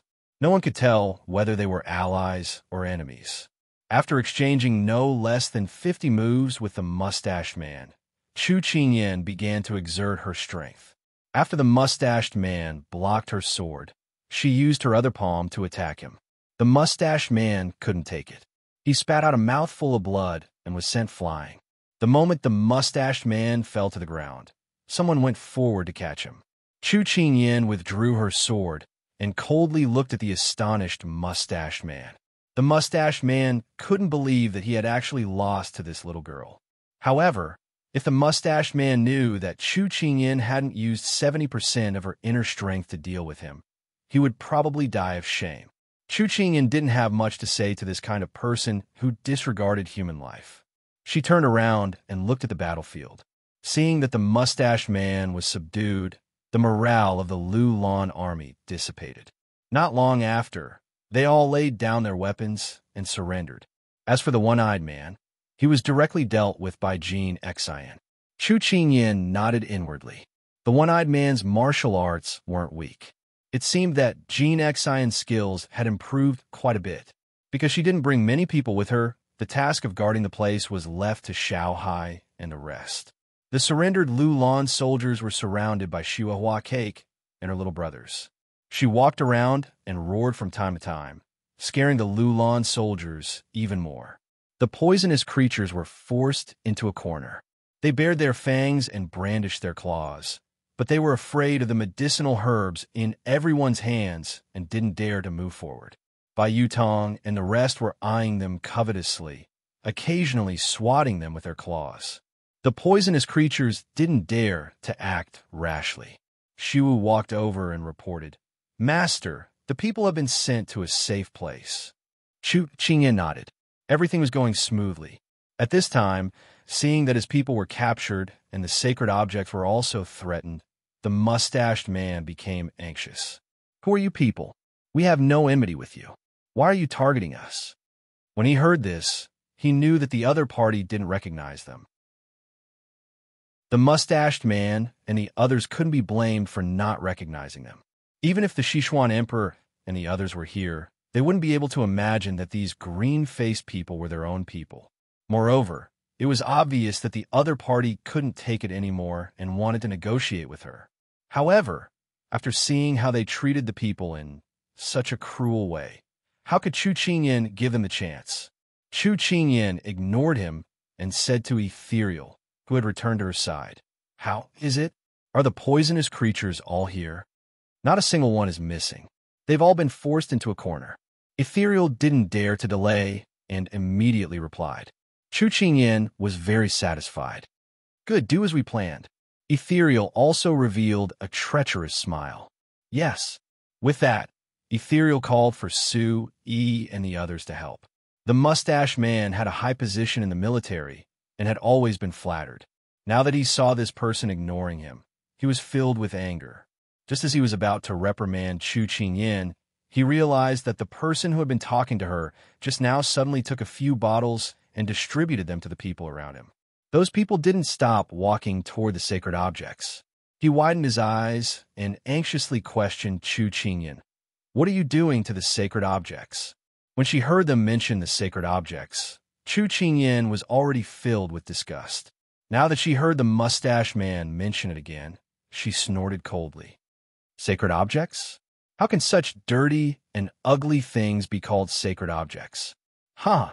Today, I'm going to make them disappear from this world and prevent them from being used by people with bad intentions. I'm going to make sure they can't harm innocent people anymore. You. The mustache man was stunned by her words and was shocked by the cold aura she was exuding. Not far away, Ethereal and the others held the white bottles in their hands and poured a drop on each of the curled-up poisonous creatures. At first, there was no reaction. Then, the poisonous creatures began to struggle and shriek miserably. However, they were quickly corroded by the drop of medicine and slowly melted into a pool of water. This scene made Xiao, who was used to seeing all kinds of scenes, dumbfounded. It was simply too magical. It was really, as Master said, to make them disappear without leaving anything behind. Chapter 1434. Ethereal's hand that was holding the bottle trembled. Actually, he hadn't thought that the medicine he made would have such an effect. He was both surprised and delighted. At this moment, he couldn't help but look at his little princess consort. The little princess consort had told him to make this medicine. She said that its original name was sulfuric acid. Yesterday, he had listened to her and thought about it for an entire night. Then, he had used the herbs he brought to make it. In order to deal with the Lulan kingdom, his master had asked him to bring all the herbs he had. Also, considering that these poisonous creatures weren't ordinary animals, he had asked his sect to send over some rare herbs. He hadn't thought that it would really come in handy, and the new product that he had developed had such a novel effect. This made a medical fanatic so excited that he couldn't control himself. Chu Qingyan naturally saw the effect. She was also very surprised. According to modern sulfuric acid, it wouldn't be so corrosive. She couldn't help but think of the dissolving water that was described in the book. Perhaps the herbs Ethereal had brought were too strong. Also, the modern prescription was different from the one he had figured out. It was normal for there to be a difference. Moreover, the effect was surprisingly good. She was very satisfied. She had achieved her goal. Ethereal's medicine didn't have a lot of dosage, but there were at least tens of thousands of poisonous creatures on the field. However, Chu Qingyan and he weren't worried about the dosage. This was because the water these poisonous creatures had turned into was corrosive. When they struggled and ran around in pain, the water splashed onto the poisonous creatures next to them. 1 by 1, 10 by 10, and 100 by 100, the poisonous creatures collapsed 1 by 1 and turned into water. The mustached man watched helplessly as the holy objects disappeared before his eyes one after another in such a terrifying manner, which made his hair stand on end. At this moment, Chu Qingyan had the leisure to deal with this person. She looked at him with a smile. Do you know about the cycle of karma in Buddhism? Good will be rewarded with good, and evil will be punished with evil. It's not that there won't be any karma. It's just that the time hasn't come yet. Someone will come to deal with the sins you've committed. The heavens will reincarnate. If you don't believe it, look up and see who will be spared by the heavens. She said this with a smile, but to the mustached man's ears, it was like a death sentence. He couldn't help but look at her warily. Who exactly are you? Who sent you here? Chu Qingyan chuckled. Death is at hand, so there's no harm in telling you. Otherwise, you won't know who you've lost even after you've gone to the 18th level of hell. She paused and looked into the eyes of the man with the handlebar mustache. The corners of her lips curled up slightly. We are under the banner of the King of England and Xiao. The King of England?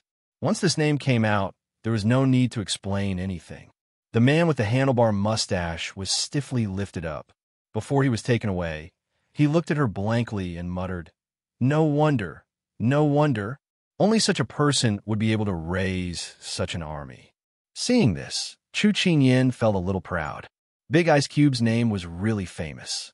As long as his name was mentioned, everyone would know him.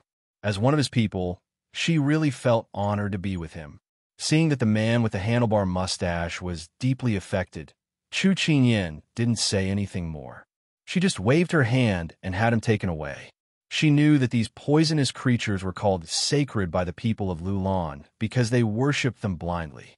Thus, she wanted them to watch them die in front of their eyes and personally destroy their beliefs. This way, it would be easier to destroy their beliefs than holding them captive. This way, they wouldn't dare to do anything, and it would be easier to subdue her. The man with the handlebar mustache who was taken away woke up with a start. He struggled to turn around and question Chu Qingyan, but the person holding him down didn't give him a chance. With an elbow, he almost cried out in pain. "Let go of me! Let go of me! She hasn't told me who she is." He suddenly remembered that when he agreed to cooperate with Nansong, he didn't hear that Xiao Su had such an army by his side. The group of beasts she led was so valiant. So why weren't there any rumors about her in the various countries? In contrast to the man with the handlebar mustache's agitation, one of the people holding him down calmly glanced at him. "That person is our master and also His Royal Highness Princess Consort. However, you don't have the right to know her name." Xiao Su's princess consort? The man with the handlebar mustache was completely stunned. So it was one of that person's people. Xiao Su was already a terrifying existence, but his wife was the same. It seemed that their defeat this time wasn't unjust. The man with the handlebar mustache stopped struggling. It was obvious that he had accepted his fate. Even if he didn't accept his fate, there was nothing he could do, because on his left and right, there were two leopards eyeing him covetously. Their faint eyes seemed to be telling him that if he dared to move again, they would bite off his neck. Young princess consort, the poisonous creatures have all been cleaned up. Ethereal cupped his hands and bowed respectfully to the tall and slender person. Today, they once again witnessed the young princess consort's power. At the same time, they were proud of their master who was far away on the horizon. Their master and the young princess consort were a match made in heaven. She was the only one qualified to be their matriarch. Chu Qingyan watched as they sprinkled sand on the corrosive water. The corners of her mouth lifted slightly. "You all did very well. Thank you for your hard work." The Battle of Rao Huzhou was won. When Chu Qingyan defeated the Lulan army stationed at Rao Huzhou, a letter appeared in Xiao Su's hand. His dark eyes didn't reveal any emotions. After he finished reading the letter, he casually put it aside and said indifferently, "This Prince of Nansong is indeed smart." "Master, what did the other party say in the letter?" Turin asked in confusion. Someone had used an arrow to shoot this letter in the dark of the night. When he saw his master's name written on the letter, he had immediately sent it over. Xiao Su's voice was indifferent and monotonous. "Pang Huang wants to cooperate with this prince and asked to meet this prince tomorrow night." Hearing this, Turin couldn't help but frown. This Prince of Nansong is too daring. He dares to ask you to meet at this time and want you to cooperate with him. That's too whimsical. Xiao Su shook his head. This person is good at reading people's minds. He dared to send this letter after careful consideration. He knows what happened between Ben Wang and the imperial family. He knows that Ben Wang is dissatisfied with the imperial family, so he proposed this. After his master said this, Turin felt that it was very reasonable. Last month, they were still fighting to the death with the Sichuan army. Now, it was only because of the common people that their master was willing to cooperate. They didn't have any feelings left with the imperial family. If this Pang Huang's proposal was put to someone else, they might have agreed. The Earth Spirit thought for a while and asked, "Then will Master agree?" Ben Wang is still clear about family affairs and state affairs. I never mix them up. But this appointment, Xiao Su hooked his lips coldly. Ben Wang still has to go. How can one catch a tiger cub without entering the tiger's den? Turin smiled when he heard this. This was their master. He could keep his heart at any time. In another place, Xiao Ran received the news and immediately stood up from his chair. "You said that Pang Huang sent someone to send a letter to eldest brother? This little one saw it with my own eyes." "It's absolutely true," the Imperial Guard immediately said. Xiao Ran's body swayed and fell back into the chair. He muttered, "Imperial brother, are you really going to betray the country for glory?" Chapter 1435. Pang Huang touched the corner of his clothes and asked coldly, "Has the news been spread out?" Torai, who was standing below, had just waved away the soldier who was reporting to him. When he heard the question, he immediately stepped forward and said, The letter has been sent to Xiao Su, and the news has also been secretly leaked to Xiao Ran. Pang Huang nodded. The coldness on his face dissipated a lot, and his eyes were filled with a smile. Well done. Torai was a little happy to be praised by the Crown Prince, but he also had some doubts in his heart. Seeing that the Crown Prince was in a good mood, he boldly asked, "Your Highness, since you are ready to cooperate with Xiao Su, why did you leak the news to Xiao Ran? Aren't you worried that Xiao Ran will trip you up?" Pang Huang felt that his subordinate had a good brain when he was fighting, but usually he was just like a brainless person. Although he disliked him, he still had some patience at this moment, so he explained it to him as if he was bored. Whether Xiao Su will cooperate with us is uncertain, but if Xiao Ran knows about it, it will be different. If Xiao Su doesn't cooperate with us, the seed of doubt will be planted in Xiao Ran's heart. When the time comes, the two of them won't be on the same side, and they won't be able to work together. This will be beneficial to us. When the time comes, when they fight, won't we just sit back and reap the benefits? If Xiao Su cooperates with us, it will be best. Then, Xishuan will have nothing to fear. No matter what the situation is, it will only be beneficial to us. After hearing what his Crown Prince said, Tori seemed to have regained his senses. He said excitedly, "Xiao Su's men and Xiao Ran's men added up to about the same number of troops as us. If Xiao Su doesn't agree to cooperate, we can also drive a wedge between them. At that time, we could defeat them one by one. So, Your Highness, this is a good plan to kill two birds with one stone. We can both attack and defend." His Crown Prince always likes to leave a backup plan. Every time he can catch the other side off guard. It is really admirable. Pang Huang didn't comment. He touched his chin and waited for Xiao Su's reply. "Xiao Su, what are you thinking in your heart? If you want revenge, I will give you a chance. Do you want it? Or do you want to cling to your original blind loyalty and take everything on yourself? No matter which choice I make, I will continue to devour Xishian into my stomach, and I will not spit out a single bit." An hour later, Pang Huang received a reply as he wished, although it was only a simple good written on it. Seeing Tori stretching his neck, trying to read the letter, Pang Huang, he directly threw the letter. Tori read the letter in one glance and couldn't help but feel annoyed. This Xiao Su was too arrogant. Their Crown Prince wrote such a long letter, and he dismissed it with a single word. It was really infuriating. Only the Crown Prince, who had such a good temperament, would not care about it. However, Tori quickly restrained his emotions and raised a question.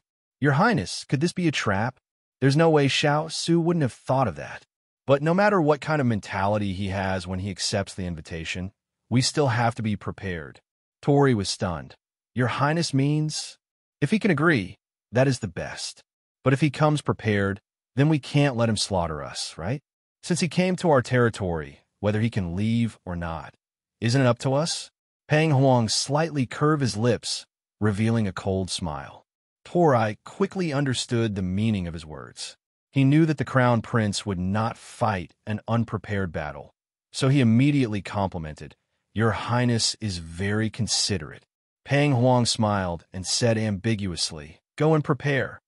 Tomorrow was the day of the meeting. Time was tight, so Tori didn't dare to delay and immediately went to work. Holding his chin with his fingers, Pang Huang looked very interested. He was really looking forward to tomorrow's meeting. After Xiao Su sent the letter, he no longer paid attention to Pang Huang. Instead, he thought another thing. "How's the thing I asked you to do in private?" When Turin heard his master's question, although he didn't specify what it was, the master and servant had a tacit understanding, so he instantly remembered. "Master, you asked at the right time. Water Spirit sent a letter this morning, saying that with your Highness's order, the commoners have enlisted. Now, we have 80,000 people, and the number is still increasing. It is very likely that it will break through 100,000. Flowing Light, Sweet Potato, and Brawny Man have already started training these new recruits.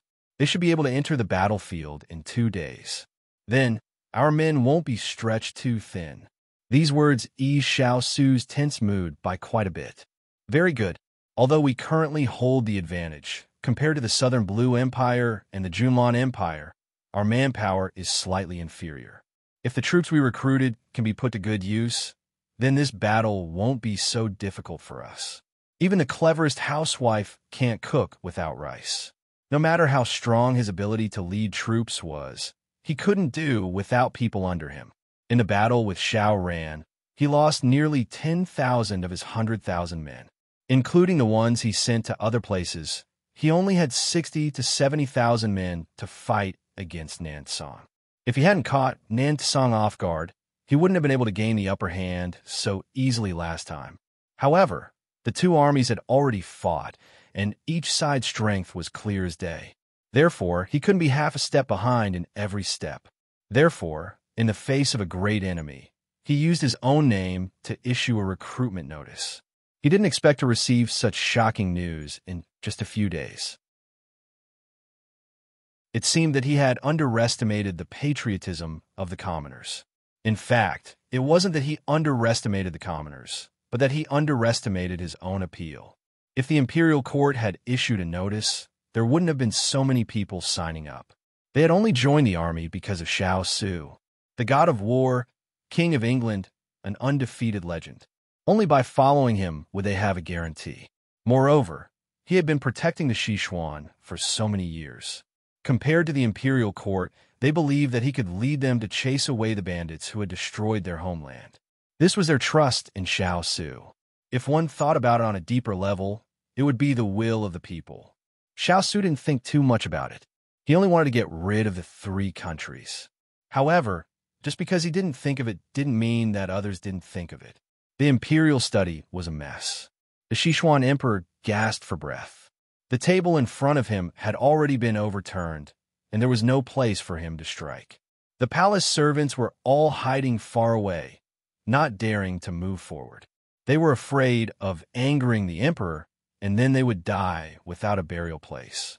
Eunuch Xiao stood to the side, not daring to move forward. Now that the emperor was no longer angry, he finally dared to move forward. He carefully comforted, "Your Majesty, don't be angry and harm your body. That unfilial son has already openly recruited soldiers. How can I swallow this anger?" The Sichuan emperor brushed away Eunuch Xiao's hand. He was choking on his anger. Chapter 1436. Perhaps His Royal Highness had no choice but to do so. There were too many of them. Eunuch Xiao looked at the furious His Majesty and defended Xiao Su in a low voice. It was not a wise move to make a fuss about this at this time. However, it was clear that His Majesty had lost his sense of priorities. As the oldest servant by His Majesty's side, he could only give a few words of advice for the sake of His Majesty. He knew that it was impossible to do it, but he still did it. "Qiao Ji, why are you also on that unfilial son's side?" Sichuan Emperor aimed the cannon at him and narrowed his eyes. "Could it be that you have been bribed by him?" Eunuch Xiao felt a chill in his heart and immediately knelt down. "Your Majesty, I am absolutely loyal to you. I can swear that heaven and earth can be my witness." Having lived together for decades, he naturally knew Qiao Ji's temperament. Sichuan Emperor's expression was still ugly. He waved his hand and motioned for him to stand up. "That's good." Eunuch Xiao slowly stood up, trembling. He could not help but sigh softly in his heart. Ever since His Majesty fell ill, his temper had become more and more irritable. It was as if there was always a nameless fire in his heart that he had nowhere to vent. Sichuan Emperor sat down angrily. His gaze once again fell on the news sent by the spy. It said that Xiao Su had privately recruited people into the camp. At this critical moment, he could understand Xiao Su's actions. However, he did not expect that his son would have such a strong influence. This was the real reason for his anger. When the dust settled on the encirclement of the three countries, Xiao Su's power would definitely not be underestimated. No, he had to think of a backup plan. Sichuan Emperor soon fell into deep thought. Eunuch Xiao, who was beside him, saw that he had quieted down and was relieved. He immediately ordered people to come in and clean up. However, when he turned around and saw the sinister look on Sichuan Emperor's face, he could not help but feel cold all over. What was His Majesty thinking about? At the same time, Xiaoho heard about the changes in the palace. At this moment, he was using his fingers to play with the exquisite lock. The bright color on the lock had already become somewhat dark. It could be seen that its owner often stroked it. Imperial Father is really a contradictory person. On one hand, he wants Imperial Brother to help protect the country, but on the other hand, he is wary and jealous of him. This prince feels tired for him. Her faint smile was filled with disdain for her father. Without magnanimity, it would be very difficult to sit firmly on the throne. The emperor was in the highest position in the imperial court. He gave orders and selected capable people, which was equivalent to living behind the scenes. The officials who worked for him were the ones who faced the people directly. Of course, the people preferred the ministers who had rendered meritorious service over the emperor. Of course, they were more in awe of the emperor than the officials. He thought that his imperial father was already used to this pattern, but he didn't expect. Thinking of this, he stopped laughing because he thought of his grandfather's family. Didn't they also get pulled down by the emperor because of their high achievements? The heart of a monarch is hard to fathom. Lord, why bother with this kind of person? It's not worth it. Lin Jiangdong stood in front of him. When he mentioned the Sichuan emperor, he also had a look of disdain. This kind of person didn't deserve to be the ruler of a country. Teacher is right. Xiao nodded. How is the palace? Lin Jiangdong knew what he was asking about. His eyebrows raised slightly, revealing a smile of schadenfreude. I heard that recently, the emperor in the palace was afraid that his majesty would suddenly die. The war situation is so chaotic that he would lose the fat meat that was about to be in his hands. So he reduced the dosage of the medicine and kept delaying it. But because of this, his majesty's temper has become more and more irritable. He often gets angry at the civil and military officials, causing the officials to not dare to say anything. In the long run, Imperial Father will quickly lose the trust of the officials. When the country is in danger, he didn't take on the responsibility, but blindly blamed the officials. I really don't know where his scheming went all these years. But this is also good. 1,000 Li Dai can be destroyed by an ant's nest. When that happens, there won't be so many people on his side. He only had himself to blame for all this. He couldn't blame anyone else. Xiao faintly curved his lips, then remembered something and asked, "You found them?" Lin Jiangdong immediately nodded. He was just about to report this to Lord. They entered the residence 2 hours ago, but before Imperial Brother went to the battlefield, he wrote a letter to ask him to help take care of his mother-in-law and father-in-law. Xiao didn't even think about it and agreed. Counting the days, the carriage should have arrived. However, when he saw Lin Jiangdong's hesitant look, he instantly had a bad premonition. This was the first time Imperial Brother had so earnestly asked him for help. It would be best if nothing went wrong. Teacher, if you have something to say, just say it. There's no need to hesitate. Lin Jiangdong couldn't hide it and said directly, Madam Chu has already arrived, but old Master Chu ran away halfway. We haven't found any trace of him yet. At first, Xiao Su wanted to send the two back to Lianqing. However, after sending the two out, he felt that Lianqing wasn't safe there. He changed his mind at the last minute and sent a letter to Xiao Ho, asking him to help take care of them. However, not long after the letter was sent, old Master Chu disappeared. Xiao Ho couldn't help but twitch his mouth. He had long heard that old Master Chu's mind was like a child's. He didn't expect that he would do something like this at this time. He didn't know whether to laugh or cry. However, if he didn't find him quickly, he was afraid that Imperial Brother and his little princess consort would be worried at the front lines. He couldn't sit by and do nothing. Even if they didn't go missing because they were transferred to his hands, he still had to make sure that the couple didn't have any worries. Teacher, send a spy to find old Master Chu's whereabouts. Don't let anything happen to him. Lin Jiangdong was very surprised to see that his own lord had actually used a spy. That was a force that couldn't be used as a last resort. It wasn't inferior to the dark feather under the king of England's water spirit. However, he quickly restrained his surprised expression and nodded. This subordinate understands. Lord was loving the house and its crow. After Lin Jiangdong picked out a few more important matters to report, Xiao Ho let him go and do his work. The room regained its silence. Xiao stood up, the exquisite lock in his hand making a crisp sound with his movements. Every time little rascal came to find him, he could hear this sound from afar. Unfortunately, the bell was still ringing, but the person was already gone. Now he could only rely on this sound and imagine that she was still by his side. Sometimes, when you lose something, you will understand how precious it is compared to when you have it. He placed his hand on his chest. The wound from that day had basically healed, but the wound in his heart would never heal. He unconsciously touched the exquisite lock. Because he had always held it in his hand, it was stained with his body temperature. It was warm, and he couldn't help but think of the scene when he fell off the cliff.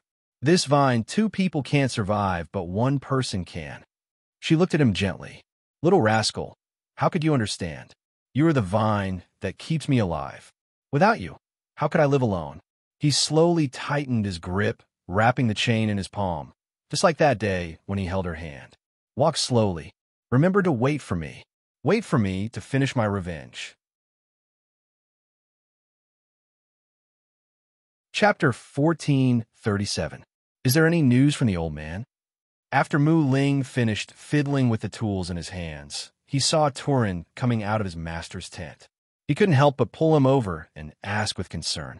Turin's expression changed slightly when he heard this. He pursed his lips and said, "There's still no news from Water Spirit." Among them, due to Father Chu's fondness for toys, Mu Ling had been with Father Chu the longest. Although Father Chu always asked him to make some toys, Mu Ling really liked this innocent old man. When he found out that he had disappeared, he was extremely worried. Now that he heard that there was no news, he couldn't help but sigh. I wonder where the old man is now. Did anyone bully him? Is he well fed and warm? Turin patted him on the shoulder when he heard this, as if comforting him or himself. The old man is so smart. He won't let himself be wronged. Besides, isn't no news good news? Now that the war was in chaos, they were most worried that the old man would be captured by the enemy. If they didn't hear any news, it meant that the old man was at least safe for now. Mu Ling nodded. That's the only thing we can think of. Turin's eyes habitually scanned the surroundings. A familiar figure entered his field of vision. He couldn't help but stop. He seemed to have seen this figure somewhere before. Mu Ling saw him, standing there in a daze, and couldn't help but nudge him. What's wrong with you? You don't look so good. Turin withdrew his gaze and pinched between his eyebrows. Maybe it's because I haven't had much rest recently. It's nothing serious. Mu Ling knew that once he got into work, he couldn't care about anything else. He couldn't help but say a few words. You have to take care of your body. Master won't like you working so hard. Turin nodded and patted him on the shoulder again. I know what I'm doing. Don't you want to show the new weapon to Master? Go quickly. Seeing that he agreed, Turin didn't nag anymore. He nodded at him and walked towards the central tent. At this time, Turin turned his gaze back to the place where he was just now, but there was no one there. He could not help but frown. Could it be that he had not rested well recently and was hallucinating? Thinking of this, Turin decided to go and inform his master about the task assigned to him. After that, he went back to sleep. Tonight, he had to follow his master to meet Pang Huang. He couldn't afford to make any mistakes here. After Turin left, 2 or 3 people walked back to where he had been. Brother Chu, are you sure you dropped it here? The young man looked around as if he was looking for something. The man called Brother Chu stomped his feet and said anxiously, It must be. This is where I took it out just now. Hurry up and find it. Otherwise, I won't sing for you anymore. The young man immediately covered his ears. He did not want to listen to Big Brother Chu singing. The lyrics were interesting, but when he sang, it was not the same. Other people needed money to sing, but Big Brother Chu's singing was life-threatening. However, he still obediently helped to search until he found something with a rope hanging from a crack in a stone. Brother Chu, is this it? Big Brother Chu immediately jumped over, snatched the thing, and protected it in his arms. It was made of agate and then strung together into a string of candied haws. It looked very realistic and could be mistaken for the real thing. He only heard him threaten, I finally found the candied haws that Blockhead made for me. Candied haws, don't run around in the future. Otherwise, if I can't find you, I don't want you anymore." The young man felt strange when he heard Big Brother Chu mention names like Upside-Down Scallion, Blockhead, and White Impermanence. However, seeing him like this, he could not get anything out of him. He simply stopped asking and pushed him back to the tent. "We have a task tonight. We have to go back quickly. Otherwise, if they don't see us, they will blame us." I know. Little Ear, you are so annoying." Little Ear staggered. What kind of name was this? It had been nearly a month since he had separated from his parents. He did not know if they had arrived safely. Chu Qingyan stood in the prefectural magistrate's study. Her eyes were filled with faint longing. These 2 days, she had been reorganizing Rao Huzhou and purging the remnants of Lolan's army. She was as busy as a spinning top. Now that she had time to take a breather, she began to miss her parents who were thousands of miles away, as well as the big ice cube that she was worried about. Because the flames of war were burning everywhere, it was not as convenient to send messages to each other as before. As a result, their communication with each other was lagging behind. At this moment, Ethereal and Jean Exine walked in. Chu Qingyan heard the footsteps and turned around. Seeing the two of them relaxed, the corners of her mouth could not help but curl up slightly. "How'd it go?" Ethereal stood up and reported, "This subordinate has ordered people to disinfect the whole city. The poisoned people have been gathered together. This subordinate has checked their injuries and treated them. Now, there are no major problems. The doctors in the city who were not injured have taken over this subordinate's work and are in charge of taking care of them. This has freed up a lot of manpower for us. As for the people who are not poisoned, they have been washed with mugwort, so they will not be infected." Because the young princess was worried that even if the poisonous creatures died, the poison left behind would still be infectious. So, she told him to eliminate the source of the problem. He did not think of this at first, but after the young princess reminded him, he broke out in a cold sweat. Fortunately, the young princess thought of this. If there was an epidemic similar to the plague, then the consequences of the people in the city would be unimaginable. Chu Qingyan nodded with satisfaction and turned her eyes to Jean Exine. Jean Exine intuitively stepped forward and reported, "Master's guess is right. The people sent by the imperial court were trapped in the mountains in front of us by the Lulan army. Last night, Su Er led people to rescue them. Now, they have been placed in the center of the city. There are a total of 30,000 people, and the commander is Yunfeng." 30,000? Chu Qingyan was taken aback. She remembered that in the information given to her by the big ice cube, the imperial court sent nearly 100,000 people. How come in the blink of an eye, only 1/3 of them were left? Seeing the shock on his master's face, Jean Exine was also very surprised when he received the news. But after knowing the reason, he was not surprised. They all suffered from the poisonous creatures of Lulan Kingdom. Coupled with the fact that they were not familiar with the terrain, many of them were poisoned. That's why there are only so many of them left. Chu Qingyan thought of those poisonous creatures and couldn't help but twitch the corner of her mouth. They were indeed not easy to deal with. "Good, bring Yunfeng to see me. She can't delay any longer." This time, she only destroyed half of the Lulan army's strength. She must act quickly and finish them off before the other side receives the news. Only in this way can she rush over to support the big ice cube. Although Chu Qingyan thought so in her heart, in the eyes of others, it was not the same. Being able to destroy half of the country's army in a single confrontation was already shocking and incomparably heaven-defying. Only people like Chu Qingyan didn't take it seriously. She didn't know what kind of sensation it would cause when the news spread out.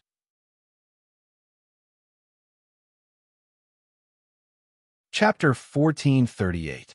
Yunfeng was a young man in his early 30s. When he came in, although the wounds on his body had been treated, he seemed to be seriously injured. He walked in with a limp. When he saw Chu Qingyan, he was stunned for a moment before he immediately knelt down and saluted. This general pays his respects to General Chu. Chu Qingyan had heard her subordinates describe Yunfeng before. He was upright and plain-spoken, and his commanding ability was not bad. He treated his soldiers like brothers. Seeing him today, although he was severely injured, he was still full of energy and had an outstanding temperament. Chu Qingyin's first impression of him was not bad. She raised her hand and saluted. General Yun is too polite. You're still injured, so there is no need for such formalities. Jean Xin, give General Yun a seat. Hearing Chu Qingyin's words, the anxiety in Yun Feng's heart subsided a little. The person who brought him here introduced the person in front of him as the fiancée of His Royal Highness. She was also the one who led the troops to destroy the city and destroy the Lulan army. He couldn't help but think of the rumors from a while ago. His Royal Highness betrayed the imperial family in a fit of anger for a woman, causing a huge uproar. Now that he looked at it, the rumors were not credible. At least, the young girl in front of him was full of vigor and vigor. She was a woman who was not inferior to a man. Yin Feng's foot was still hurting, but he didn't decline and sat down on the wooden chair. Thank you for saving us, General Chu. Otherwise, this general and my subordinates would have become food for the poisonous creatures. When he returned to the city, he heard his subordinates report that when Chu Qingyin saved them, the Lulan army was planning to feed everyone to the poisonous creatures. He couldn't help but think of those ugly and terrifying monsters. His heart trembled. Other than respect for Chu Qingyin, he was also grateful. Chu Qingyin looked at Yun Feng's respectful appearance and nodded in satisfaction. This person was not pedantic and did not look down on her because she was a woman. He also understood the situation. Although they were the Sichuan army, in front of her, they were still living under someone else's roof. Furthermore, they owed her a favor and did not put on airs. This person was quite sensible. General Yun, there is no need to be so polite. His Highness told me to protect the people and the country. I'm just fulfilling the mission His Highness gave me. She said this on purpose to establish a good image for Big Ice Cube. She remembered how the Sichuan Emperor had people smear Big Ice Cube's reputation after he left the capital. Yin Feng was shocked and his eyes slightly hot. Although His Royal Highness had fallen out with the entire court, he still had the people in his heart. And how could such a selfless person be as treacherous, disloyal, and unfilial as the rumors? He sorted out his emotions and said even more respectfully, "May I ask why General Chu has summoned this general?" Chu Qingyin looked at him and saw that the time was right. She stood up straight and walked to the Sichuan map hanging on the wall and pointed at their current location. Raohizhou has been recovered by us, but Chunzhou and Guanfuzhou are still in the hands of the Lulan people. The two cities that Chu Qingyin pointed at were the cities that were taken by the Lulan army because they did not protect them well. Yin Feng's cheeks were slightly hot, and he looked ashamed. It is shameful to say that we have more people than them, but still, the past is the past. General Yun, you don't have to blame yourself. The most important thing now is to live in the present and take back the cities to prevent more people from being hurt. After 2 hours, I will lead the army to Chunzhou, but you also know that I don't have many people with me. I can't leave them here, so Chu Qingyin put her hands behind her back and looked at him sharply. Can I leave Raohizhou to General Yun to protect? Yin Feng was stunned. He looked up and met the beautiful and clear eyes in front of him. He gritted his teeth and knelt down again. I will not disappoint you. Chu Qingyin's brows relaxed when she heard this. Very good. Ethereal, give the things to General Yun. Ethereal obeyed and stepped forward. The people behind him carried 2 boxes and opened them. Ethereal said to Yun Feng, "This is medicine to deal with the poisonous creatures. Just 1 drop is enough to kill the poisonous creatures. I will leave these to General Yun." Yun Feng subconsciously looked at Chu Qingyin. He did not expect that she had already paved the way for him. These medicine were simply amulets for them. He did not forget the nightmare of the poisonous creatures attacking them. He thanked Chu Qingyin repeatedly. Thank you, General Chu. Chu Qingyin waved her hand. It is all for the people. There is no need to say more. After 2 hours, Yun Feng looked at the mighty army leaving the city. Smoke and dust billowed, but he could still recognize the leader in red. It was so strong and so daunting. General, those people don't even have an official position. Why do we have to listen to them? A young general beside him muttered to him. Yin Feng slapped him and said angrily, "Who saved you? Who gave us the environment to live in now? If you don't know how to speak, don't say it. If General Chu and the others hear it, I can't protect you. Think about it carefully. If it weren't for His Royal Highness, what would the situation be now?" The young general knew that he had said something wrong and did not dare to say more. After experiencing those nightmarish days, Yin Feng felt that he had earned enough to breathe such clean and fresh air again. He was grateful to the King of England. During the treatment, he heard a lot of news. His Royal Highness had led the troops to protect the territory and had achieved many victories, especially against Junlan. The people he sent had recovered half of the cities. If it weren't for the King of England, the country would have been defeated by now. Chu Qingyin, who was on the road, did not know the agitation in Yun Feng's heart. At this time, she was commanding the troops to split into two. "Xiaoqi, come with me to Chenzhou. Feng Lu, you go to Guanfuzhou. Take half of the Lai army with you. Bai Yutong will take the Tiger army and the Leopard army with you." Feng Lu was stunned. This was different from what they had agreed on before. The young princess had changed her mind at the last minute, but he was worried. "But Chenzhou is the Lulan army's headquarters. Will it be enough to take these people?" Chu Qingyin raised her eyebrows. "I don't fight unprepared battles. Don't worry and go." Although Feng Lu was hesitant, he still obeyed her orders. He chose the soldiers and went to the other side of the fork in the road. Huo Ling was puzzled by her arrangement. "Young princess, why do we have to split into two? Wouldn't it be better to concentrate our forces and attack separately?" Chu Qingyin shook her head. "The accident in Rao Hezhou could be concealed for now. But if the second city is also attacked, they will definitely notice. So, we will attack together and give them a fatal blow when they are unprepared. This will prevent the Lulan kingdom from sending reinforcements. This is the best plan. Also, we have enough people." This was also what she had just thought of. With the experience of dealing with the shaped mustache man and the others, she felt that her human and beast strength were enough to deal with them. She was more worried about Big Ice Cube's side. The Lulan kingdom did not have any outstanding leaders.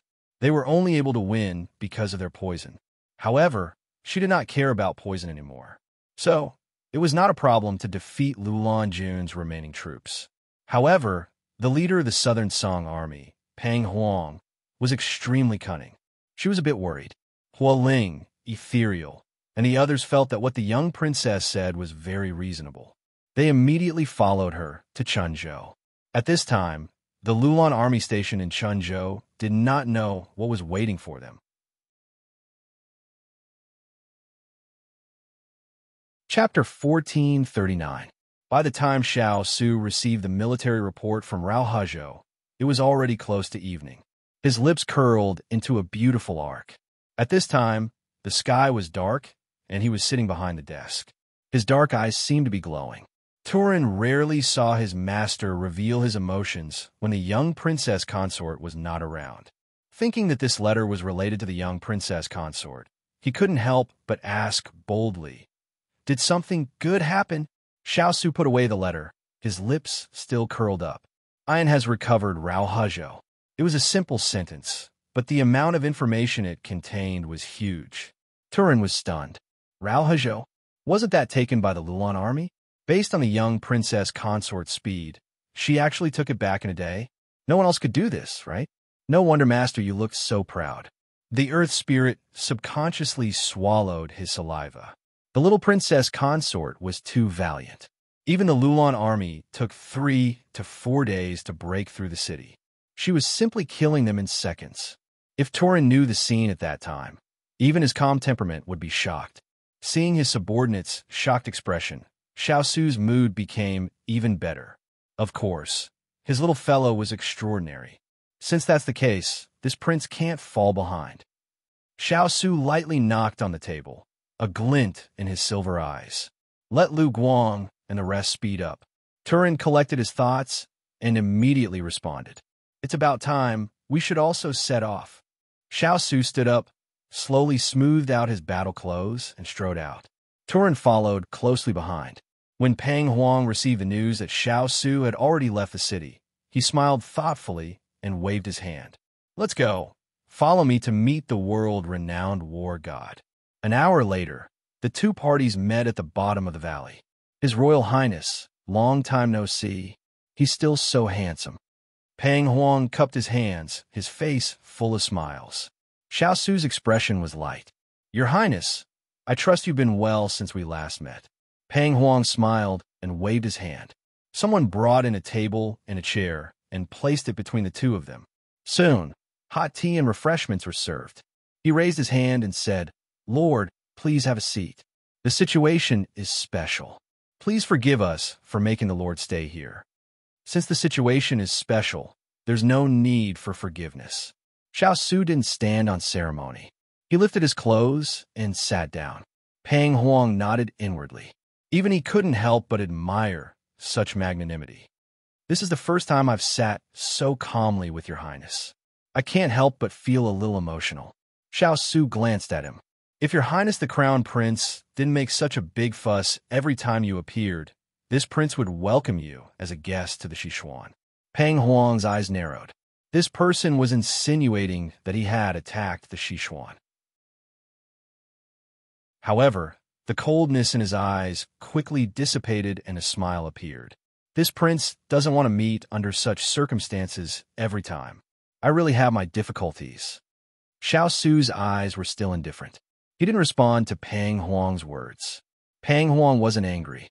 He had figured out Xiao Su's temperament and knew that he didn't like to beat around the bush. He couldn't help but get straight to the point. "This time, I invited the Lord here because I have something important to discuss with you. Your Highness the Crown Prince, there's no harm in speaking." One had a knife in his smile, the other didn't bat an eyelid. They were both foxes. "This prince has also heard of the matter between the Lord and His Majesty the Sichuan. This prince sympathizes with the Lord. He has contributed so much to the Sichuan, but in the end he has fallen to such a state. Emperors in both ancient and modern times have been heartless. Their ability to turn hostile is more fickle than the weather in June." Pang Huang paused and glanced at the still indifferent Xiao Su. He was slightly surprised, but he continued to speak. "The Lord should know that there are no eternal friends or eternal enemies in this world. Perhaps in the past, our positions were opposite, but now is different. Since we have a common enemy, it is better to work together. After all, the enemy of an enemy is a friend." Pang Huang's last sentence was the most important. Xiao Su showed his only emotion. He raised his eyebrows. "This prince has been instilled since childhood with the belief that the country is the most important and that this prince must protect the people. Why does your Highness the Crown Prince think that this prince will agree?" Pang Huang was not surprised by his answer. If he agreed immediately, then he would not be the Xiao Su he knew. "This prince admires your Highness' loyalty to the country and the people, but every man for himself. Your Highness has done so much for the country and the people. You have put in so much effort, but in the end, what kind of ending did you get? Great merit shakes the ruler. Once the rabbit has outlived its usefulness, the dog will be cooked. Burning the bridge after crossing the river. The people above can casually put a crime on your head, and you will have no way to defend yourself." As he spoke, Pang Huang saw Xiao Su's eyebrows loosen, so he immediately added, "Sichuan Emperor is muddle-headed and incompetent. He appointed people based on personal connections. The court under his rule is run amok with corrupt officials, and the atmosphere is foul. If you didn't help him protect the borders, Sichuan would have been gnawed to the bone long ago. So if we work together, this prince can send you to that position. This way, you won't have to work hard for the country while being wary of the emperor's suspicions and schemes. Wouldn't it be better to hold the things you want to protect in the palm of your own hand? This way, you will have fulfilled your belief in serving the country and the people." Xiao Su narrowed his eyes. Then what are the conditions for working together? Perhaps Xiao Su's expression was too calm, so Pang Huang couldn't tell what he was thinking. However, he wasn't worried. He raised his eyes and smiled brightly. "There are two options for the Lord to choose from. 1. Sichuan's territory will be divided equally between the two of us. 2. Sichuan will become a vassal state of Nansong and pay tribute every year. What does His Royal Highness think? Divide equally? If this prince remembers correctly, Your Highness the Crown Prince seems to be working with Junlan and Lulan. Xiao Su frowned slightly, as if he didn't trust him. Pang Huang laughed. When his laughter stopped, his eyes were shining. His Royal Highness, how long do you think it will take for the two of us to flatten Lulan and Junlan? You plan to annex the two countries. Xiao Su's eyes were cold. He didn't expect Pang Huang to be so ambitious. Pang Huang chuckled. Why not? The winner is king, and the loser is a bandit. Didn't I just say that there are no eternal enemies or eternal friends in this world? Xiao Su met Pang Huang's gaze, his expression cold. I can't help but admire Your Highness the Crown Prince's eloquence. If it were anyone else, they might have been persuaded by you. The smile on Pang Huang's face froze. He thought that after saying so much, the other party had already agreed. He didn't expect that in the end. He was just toying with him. Xiao Su, what do you mean? It's exactly what you're thinking. Xiao Su, you're so useless. You've been bullied to this extent, but you're still willing to help them clean up their mess. I've never seen someone as stupidly loyal and filial as you. Xiao Su leisurely replied, Your Highness the Crown Prince, provocation is useless against this prince. Moreover, everyone has their own goals. You have no right to judge this prince's actions. Pang Huang couldn't keep the smile on his face any longer. He simply shed all pretenses of cordiality. Xiao Su, do you think you can leave after coming here today? With a wave of his hand, an array of arrows appeared on the mountaintop. They shone with cold light and were aimed at Xiao Su's group. Chapter 1440. Before Pang Huang could smile, Xiao Su, who was standing in front of him, said faintly, You're the only one allowed to prepare a sneak attack? With that, Turin released a signal, and Pang Huang's arrow formation became chaotic. From time to time, arrows fell from the mountain. The entire valley was surrounded. Pang Huang's smile stiffened, and his expression turned cold. Xiao Su, even if you walk out of here today, you won't have a good ending. You're talking about Xiao Ran? Xiao Su chuckled. I forgot to tell you that this prince told him before I left that Crown Prince Pang invited this prince for a chat. In order to ensure this prince's safety, he even sent people to follow me. Otherwise, who do you think would be surrounding the mountain? What? Pang Huang was really shocked. He didn't expect that his plan would be seen through so easily. He didn't even know which part of his plan went wrong. At this time, Xiao Su kindly explained, Your Highness, why do you think your subordinates were able to send a letter into the city so smoothly? If it weren't for this prince's tacit approval, how could the letter reach Xiao Ran's hands? Pang Huang instantly raised his head to look at the pair of calm eyes that could see through people's hearts. It was as if he saw mockery in those eyes. His expression immediately became very ugly. So you knew this prince's plan from the beginning? That's right. Xiao Su admitted, You're a rare opponent. You like to leave a way out for yourself. A crafty rabbit has 3 burrows, and you're like that. So your cooperation is real, but if it doesn't work out, it's also real that you want to take me down. Xiao Ran's move was your second move. If you don't take me down, you want to make me isolated, and I can't have a foothold in Sichuan. Then, I won't be able to cooperate with Xiao Ran to deal with you. In the end, I'll bear the infamy and have nowhere else to go. Maybe I'll still choose to cooperate with you. Of course, at that time, I'll only be at your mercy, and the conditions won't be as good as now. After saying this, Xiao Su looked at the person in front of him with a cold gaze. Your Highness, am I right? Although Pang Huang had done so many bad things, at this moment, Xiao Su admired him. Pang Huang was meticulous and calculated people's hearts. Every step of the way he took, his tricks were endless. If he hadn't been careful and had some understanding of this person, he was afraid that he would have accidentally fallen into his trap. Pang Huang didn't get angry when his thoughts were exposed. Instead, he openly admitted, The Lord is right. I do plan to do so. You are very smart. Although the two of them were enemies, it did not hinder Xiao Su from admiring him. Pang Huang laughed bitterly. But didn't you see through it? Although he said that, Pang Huang's face quickly showed a look of determination. But until the end, who knows who will win? Pang Huang stood up. Xiao Su raised his eyebrows.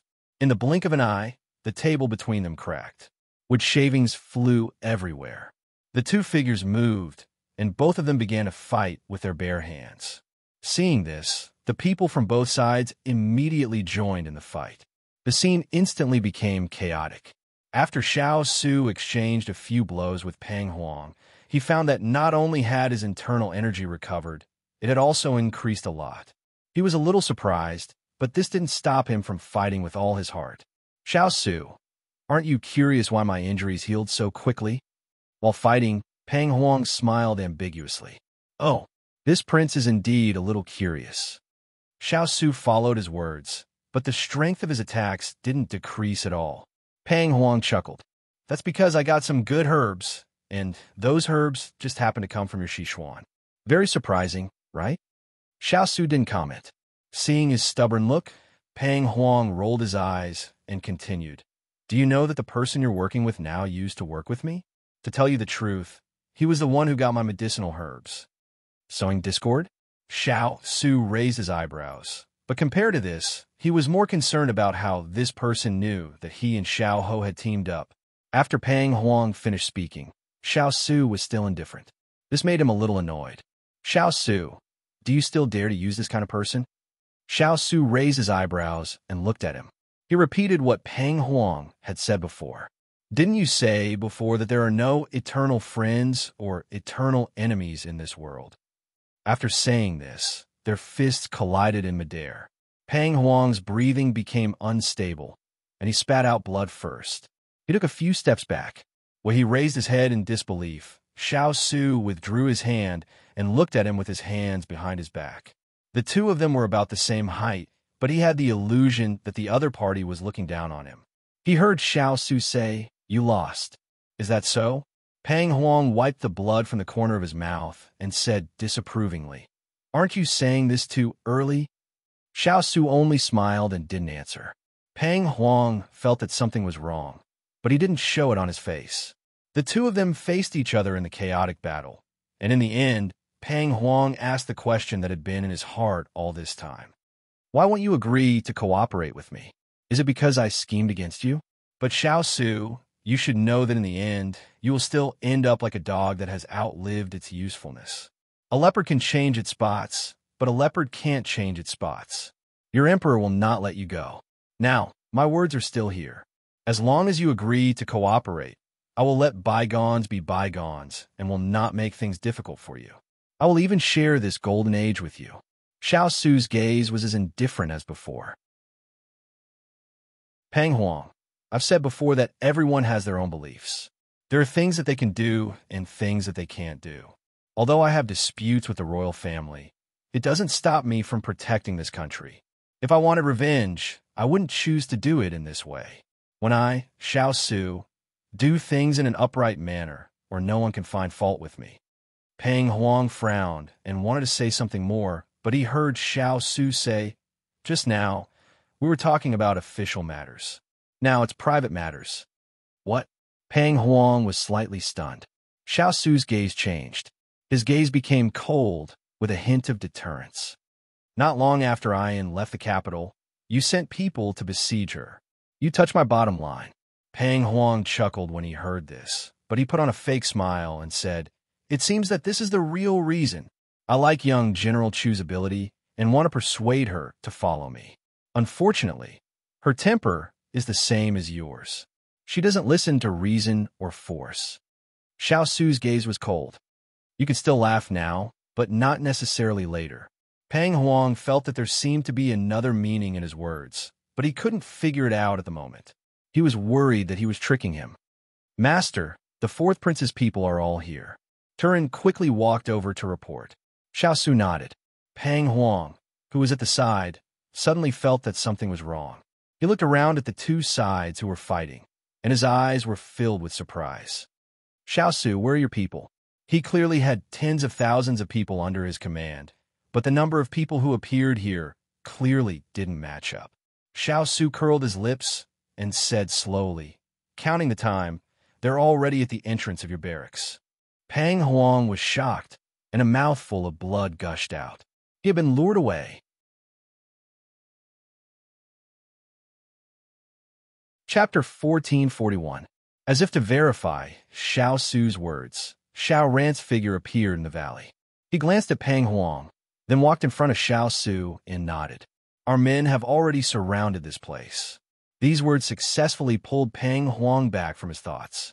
When he heard the meaning of these words, the corners of Pang Huang's mouth twitched as if they contained monstrous anger. He gritted his teeth and said word by word, "Xiao Su, you are very good." Xiao Su replied indifferently, "Thank you for the compliment." Xiao Ren already knew that the other party was trying to sow discord, and his eyes narrowed dangerously. He would not forget the losses he had suffered at the hands of this person during this period of time. "Imperial brother, leave this person to me." Xiao Su glanced at the injured Pang Huang, then took a step back and acquiesced. With Xiao Ran's martial arts, it should not be a problem for him to deal with the current Pang Huang. Pang Huang curled his lips coldly. This immature brat wanted to deal with him? Didn't he know that a starving camel was still bigger than a horse? But this was also good. When Xiao Ran and Pang Huang started fighting, Xiao Su quietly retreated with his men. His men were all in Pang Huang's camp to prevent others from taking the opportunity to attack. He had to withdraw from this place first. Anyway, he did not care about this military merit, so it did not matter to him whether he had it or not. When he retreated from the valley, there were already spies reporting that Wu Lin and Lu Weiyun were already fighting with Pang Huang's army. Xiao Su nodded to show that he understood. He did not know whether to say that Pang Huang was too careless or too confident. He only brought half of his men to deal with him, leaving the other half to guard the camp. If Pang Huang had gone all out to deal with him, he was afraid that his plan would not have succeeded so easily this time. It was also possible that Pang Huang did not expect him to counterattack so quickly. But the battlefield was like this. It was constantly changing. One moment you raised the flag and shouted for victory. The next moment your head would be separated from your body. It was just that cruel. Turin stood behind him and looked at the smoke in the distance. He asked in a low voice, "Master, do you want to go and take a look?" No need. If they couldn't even handle this battle, then he would have trained them for nothing. The Earth Spirit thought that it was true. Master had already arranged everything. If Wu Lin and Lu Weiyun could not be taken down, then they would not have the face to see Master. "Master, if we win this battle, then our mission to deal with the southern heavens will be complete." With this thought, the Earth Spirit's brows couldn't help but curl up into a happy smile. Xiao Su smiled faintly. "If everything goes well, we might be able to go support Ian tomorrow." But speaking of this, Xiao Su's heart skipped a beat. He frowned slightly. Pang Huang was not an easy person to deal with. Was it really okay to hand him over to Xiao Ran? He was a little worried, but since he had already handed him over, it was too late to regret. He simply threw this matter to the back of his mind. He looked at the place where the flames of war raged and suddenly smiled. It seemed that he was living more and more casually. Half of the credit belonged to the little one. She had once said not to make things difficult for himself and to live a carefree life. Now, it seemed that he had really done it. He was no longer bound by the so-called responsibility and family. He was living more like himself. The light of the fire entered his eyes, softening his gaze. "Is there any news about the old man?" Turin shook his head. "There is still no news." Who said that his master did not care about the old man? He asked about him 3 times a day, more punctual than 3 meals a day. Thinking of the relationship between his master and the old man, his master's coldness, and now his master's unwillingness to let go, Turin found that the little princess's family was like the spring rain, slowly seeping into his master's heart. He could not help but smile. The little princess's family had this kind of magic, warming up the people around them. Hearing that the old man's whereabouts were still unknown, the light in Xiao Su's eyes dimmed. Although the old man's mind was like a child's, he was not unreasonable. How could there be no news from him until now? The only thing he could think of was that something had happened to the old man. Thinking of this, Xiao Su's expression suddenly froze. He could not let anything happen to the old man. "Turin, send an order to Water Spirit. Send more people and dig 3 feet into the ground to find him." Turin pursed his lips and nodded heavily. Then, he hesitated for a moment. Then the little princesses sighed. Xiao Su was silent for a while before saying, "If there is still no news in 3 days, send another message to her." He was not by her side, afraid that she could not bear the news. However, he could not hide it from her for too long. She would find out sooner or later. She was such a smart person. Turin felt that this was the only way. However, the person that everyone was worried about was holding a sword in a daze on the battlefield. "Brother Chu, don't just stand there. Quickly kill the enemy. Otherwise, you'll be cut down later." The young man pulled him to dodge the enemy's swords, waving his weapon awkwardly at the same time. The young man really wanted to cry. He thought that Big Brother Chu's temperament was simple, but he didn't expect that when he went to the battlefield, he would stand there like a fool, completely ignoring the swords that were coming at him. If it wasn't for him holding him back, Big Brother Chu would have already died.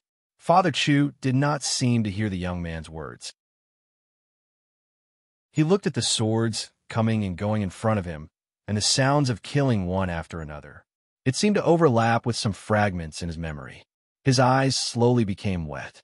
That pair of pure and untainted eyes seemed to be gradually filled with something more. The young man's martial arts were not bad, but he was carrying a person, and he had to protect the enemy while fighting the enemy. He was exhausted and was soon injured. Blood flowed down the young man's arm, and it quickly dyed the arm that was holding Father Chu.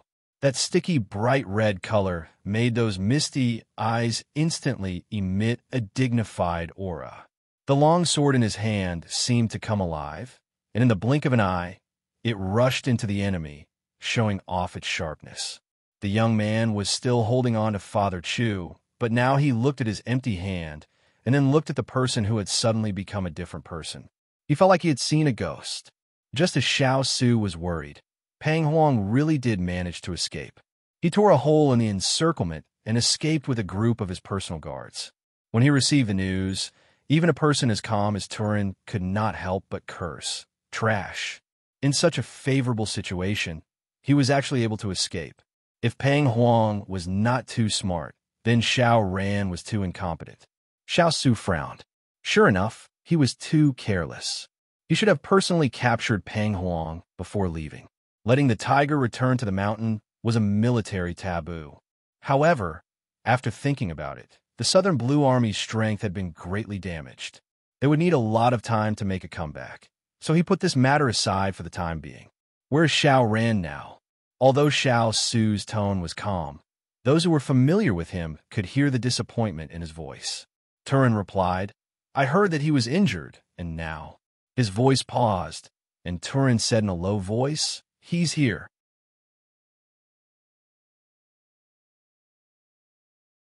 Chapter 1442. As soon as Turin finished speaking, Xiao Su heard a series of footsteps slowly approaching. The footsteps sounded a little weak, and the breathing was also a little disorderly. Presumably, it was because of the injury. Xiao Ren slowly moved over. Although he was injured, he didn't walk so slowly. It was because he didn't know how to face Xiao Su at this time. He was the one who had to deal with this person, but he was also the one who let the person go. Although he had always vowed that he could surpass Xiao Su when facing him before, he only knew how naive he was when facing the enemy.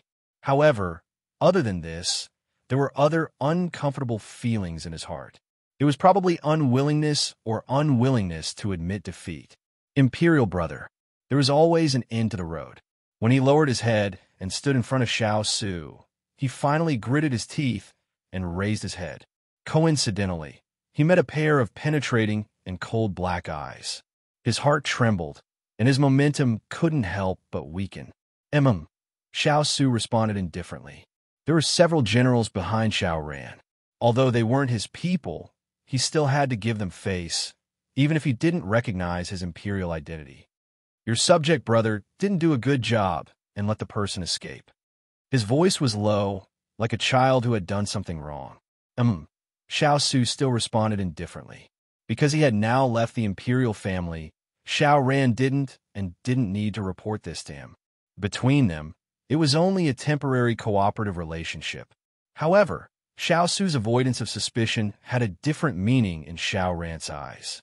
He looked at the high and mighty Xiao Su as if he was looking down on him and mocking him for not being able to do such a small thing. Thinking of Pang Huang's mocking words before leaving, "You're still a lot worse than Xiao Su," and then looking at his attitude now, the guilt and self-blame in Xiao Ran's eyes suddenly disappeared. What was left was only a twisted unwillingness. "Since I let him escape, I will definitely catch him again. There is no need for you to interfere. Goodbye." Xiao Ran's voice was stiff and cold. Without waiting for Xiao Su's response, he turned around and strode away.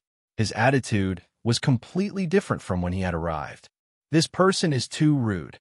It was obvious that he was the one who was in the wrong, but in the end he was so self-righteous and his attitude was so bad. Turin frowned and looked at Xiao Ran's back as he walked away, as if he was expressing his opinion to his master. "Let him be," Xiao Su said indifferently. It was hard for Xiao Su not to notice Xiao Ran's change. He knew why, but it was no longer within the scope of his concern. It was not because of the little fellow, but because after Xiao Ran had feelings for the little fellow and did a series of things, he had already crossed his bottom line. This brother had already been erased from his life. After Turin knew that his master no longer cared about this brother, he could not help but sigh softly. Xiao Ran was no longer the fourth prince who was close to him in the past. He was afraid that his master would forgive Xiao Ran because he was soft-hearted. That was good. The little princess was right. If one did not maintain the original heart, one would eventually change. Send more people to support Wu Lin. Tell him to be careful. I am worried that Pang Huang will return to the camp after escaping. Although there were not many people around Pang Huang, this person could not be underestimated. Some people, as long as they were given a chance, could set off a huge wave. Pang Huang just happened to have this ability. Yes, just as Xiao Su expected, Pang Huang brought people back to the camp. Unfortunately, he was seriously injured when he fought with Xiao Su. He did not have time to clean up the mess and fainted. In an instant, the Southern Blue Army's morale was in chaos. Without a leader, the people below could not support the overall situation. They could only drag it out. However, the result was not ideal. This battle lasted for 2 days and 2 nights.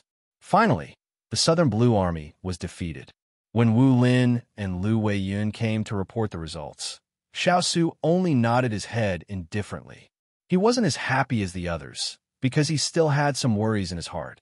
The Southern Blue Army being beaten back only made him breathe a sigh of relief. This way, he would have time to support the little fellow. Wu Lin and Lu Weiyun saw their lords in different appearance and felt gratified in their hearts. This was a person who could do big things, not changing the color of the wind and clouds. The two of them put away their ecstatic mood and began to report the battle situation. Lu Weiyun mentioned a person. "Lord, a person with outstanding martial arts has appeared in our army. He also has rich experience in leading troops. When their small team was forced to a corner, he led them to kill their way out. I did not expect that this general's subordinates would have such a crouching tiger and hidden dragon. It was rare to see his subordinates praise someone so wholeheartedly. Xiao Su could not help but be interested. It's rare to hear you praise someone. Why don't you bring him here for this prince to see? If he is really as outstanding as you say, then I can promote him." Lu Weiyun agreed and ordered the soldier behind him to summon the person. After a while, the soldier returned, reporting to the general, "Chu Dafa has a fever and is still unconscious." Lu Weiyun's face showed regret. Xiao Su comforted him. "Let him see this prince after he recovers." Lu Weiyun felt that this was the only way. At this time, the person who was summoned was lying on the bed and talking nonsense. The young man twisted a piece of cloth and placed it on his head. He sighed. He clearly only had a little rest. Why did he suddenly have a high fever? "I can't figure it out. I can't figure it out." While the young man was talking to himself and went out to fetch water, the person on the bed muttered, "The enemy is coming. The enemy is coming. We can't run. Quickly send a message for reinforcements." No, why did it turn out like this? My 100,000 soldiers' grief was hidden in the dusk. No one knew that on this night, who would remember the grief and despair from more than 10 years ago and the unwillingness to accept the injustice. Although Pang Huang had managed to escape back to the southern Blue Continent with his remaining troops, Shi Xian had already achieved a complete victory in this battle. After Wu Lin and Lu Weiyun finished reporting the military situation, they immediately left because they still had to clean up the battlefield. As for the few cities that were occupied by the Southern Blue Empire, the main army had already been routed, and the remaining cities were no longer a threat. Xiao Su told his subordinates not to interfere, leaving it to Xiao Ran and the others to deal with. At this time, he didn't want to interfere. Otherwise, there would be trouble. The so-called trouble was being treated as looting a burning house. If you want to condemn someone, why worry about the pretext? Moreover, he had to conserve his troops before he could go to the south to meet up with the little fellow. Just as he was thinking, Turin sent a message. "Master, this is the message sent by the young princess." Xiao Su received the letter sealed with beeswax. He didn't open it immediately. Ever since the little fellow went to the south, she hadn't sent back a letter. He didn't know whether the message was good or bad. On the other side of Haiyu City, Xiao Ran also received a letter from the capital. He frowned slightly. He had just sent back the news of their victory this morning, and Imperial Father had immediately replied. Could it be that there were some instructions? Thinking of this, the unopened letter suddenly became a little hot in his hand.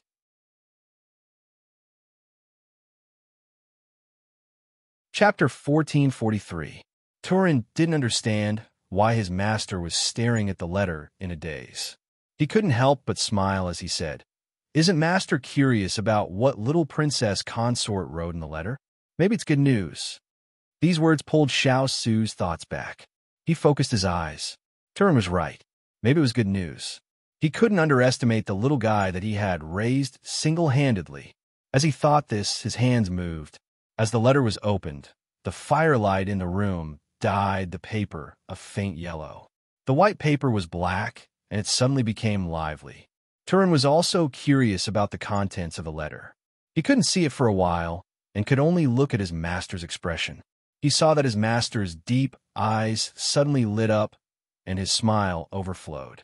He couldn't help but smile as well. Did little Princess Consort say something good? Xiao Su's fingers tightened, as if he wanted to see through the paper. There were only a few lines, but he couldn't bear to put it down. The Lulan army has been defeated. All the cities have been reclaimed. It was a short sentence, but it was enough to express all the meaning. Turin was stunned. He couldn't digest this news for a while. Just a moment ago, his master had been discussing with him where to set off tomorrow to shorten the time to the south. Now, he was told that there was no need to go. The enemy troops in the south had been defeated. This was too unexpected. No, it should be that little princess consort always surprised them in such unexpected ways. That was Lolan's poisonous army that made the Sichuan army tremble in fear. How did he get rid of them so easily? Turin suddenly came back to his senses. He couldn't help but raise his hands in greeting to his master. "Congratulations, master." Xiao Su finally put down the paper. His gaze reluctantly moved away from the familiar handwriting. The little guy had said that she would meet him after cleaning up the battlefield. Thinking about it, he hadn't seen her for almost a month. He hadn't thought that she would give him such a big surprise. It was too unexpected. When he recalled the day she had vowed that she would become a comrade who fought alongside him, and not a burden that depended on him, she had used her actions to prove it. He was happy and proud for her. "Master, that's great. We've already dealt with 2 of the 3 countries, so only Junlan is left. I wonder how the news there is." Although the Earth Spirit was happy, he still didn't forget about the important matter. Xiao Su said with a smile, "We should receive good news soon." Nansong and Lulan had both been defeated. Even if Junlan had brought a large number of troops, they should be in a panic at this time. What's more, he had sent 2 old generals, Hong Jianhua and Jing Guanghui. Although he didn't know the strength of his third brother's troops, he had been able to raise them for so many years. Their strength couldn't be too bad. Perhaps there was a difference in the number of troops from Junlan, but he believed that if the 2 sides cooperated, Junlan wouldn't have any advantage. Speaks. Another letter arrived. It was from Hong Jianhua. Xiao Su raised his eyebrows and opened it without hesitation. After reading it, the smile on his face didn't disappear. He passed the letter to Turin, who was very curious. Take a look. Turin hurriedly took it. After reading the letter, he couldn't restrain the joy on his face. They have successfully stopped Junlin's attack and successfully took back 2 cities. Now, they have besieged the other side. In less than 3 days, they will be able to drive Junlan out. Xiao Su also nodded in a good mood. The alliance of the 3 countries came quickly. As soon as they entered the border, they began to snatch the cities, which caught everyone off guard. Now, this chaotic battle was about to end, and the speed was very satisfying. Even Xiao Su, who dealt with things calmly, felt a trace of relief and joy. In addition to being happy, Turin was a little puzzled. Master, why do we only drive the 3 countries out and not take the opportunity to wipe them out? He knew that 2 days ago, his master could have killed everyone in the Nansong army. But after his master learned the direction of the Nansong army's escape, he didn't order people to take action. This puzzled him. Xiao Su sat down in a chair and asked calmly, "It's not that we don't have the ability to destroy the 3 countries' armies. But think about it. Can we really sit back and relax after destroying them? Does the current situation allow us to do so?" Turin was stumped by the question. He thought about it carefully. Then, his eyes slowly lit up, as if he had figured it out. "Master, this subordinate understands." Xiao Su looked at Turin in front of him.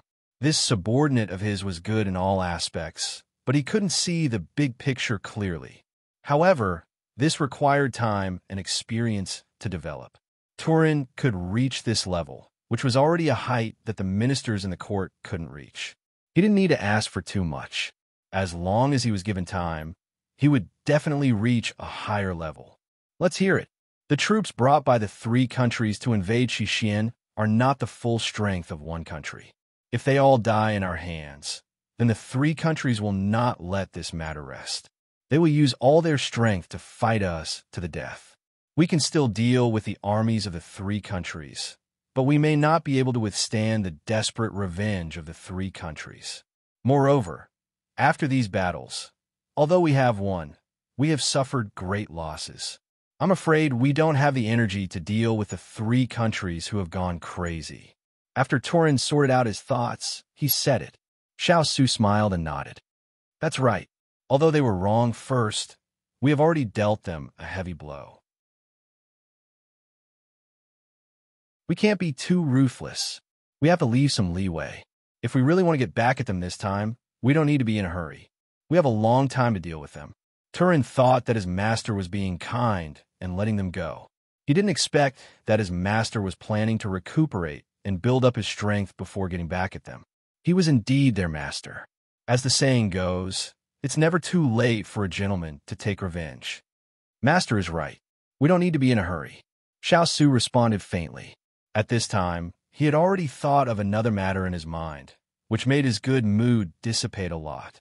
At the same time, on the other side of the city, Xiao Ran tightly pursed his lips. After reading the letter, he clenched it tightly in his hand.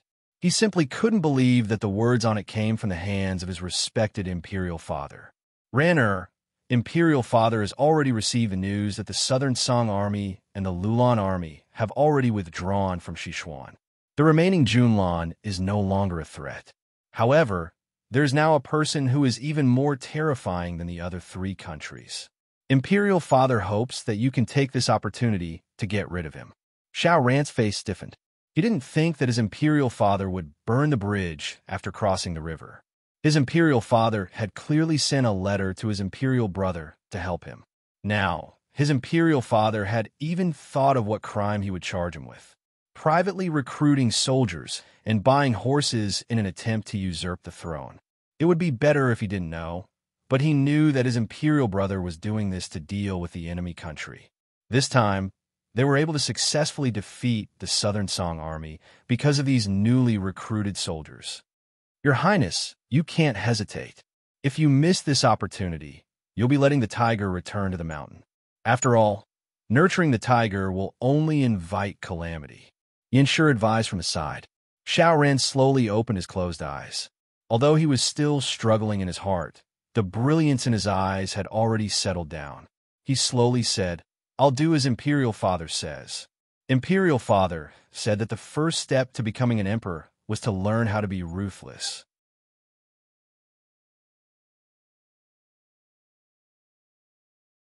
Chapter 1444.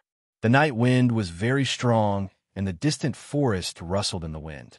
In such a quiet night, it was especially clear. Chu Qingyin stood alone on the city gate tower and looked into the distance. Her beloved was there.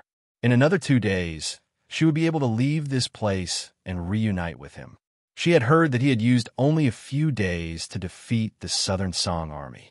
This made her feel incomparably proud, as if she had done it herself.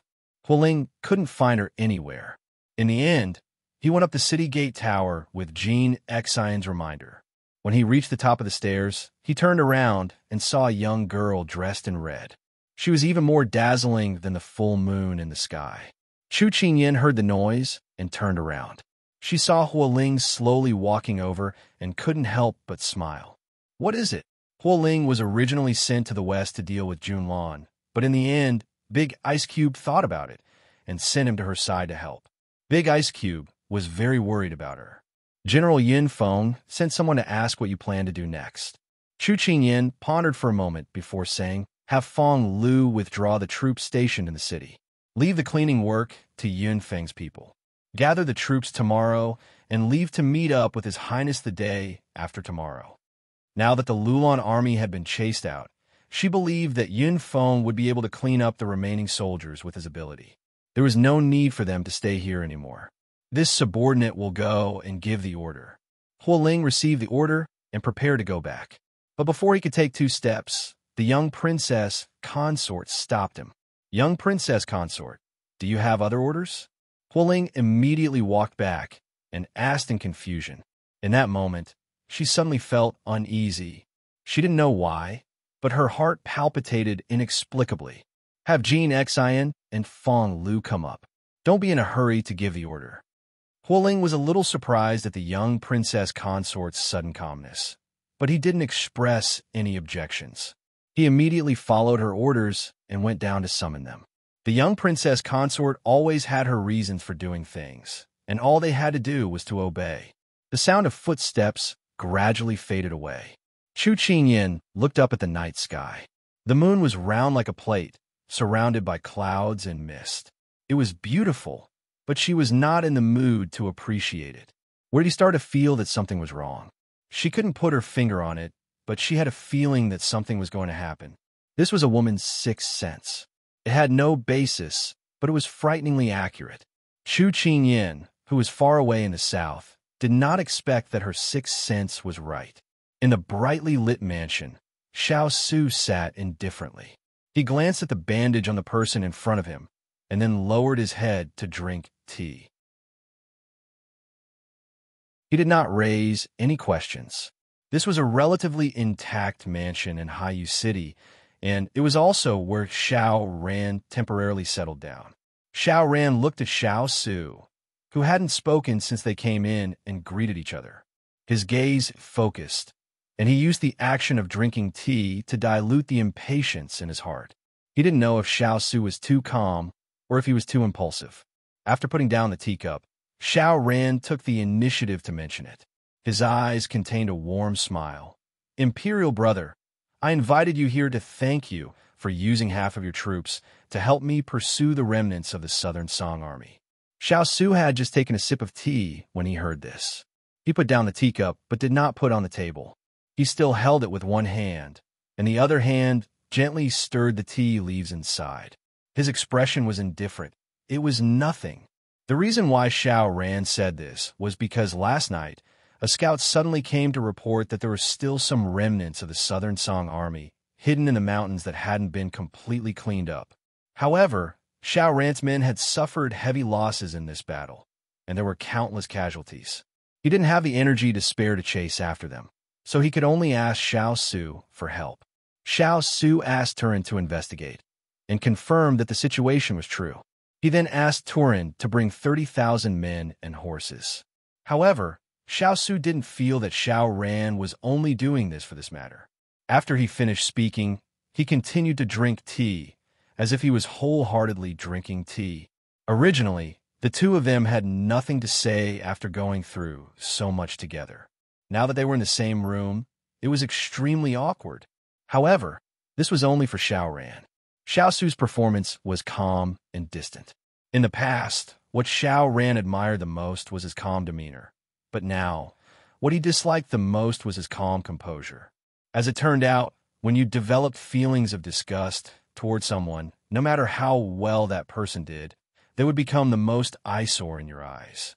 Xiao Ran restrained himself from revealing his emotions and smiled apologetically. Royal brother is too modest.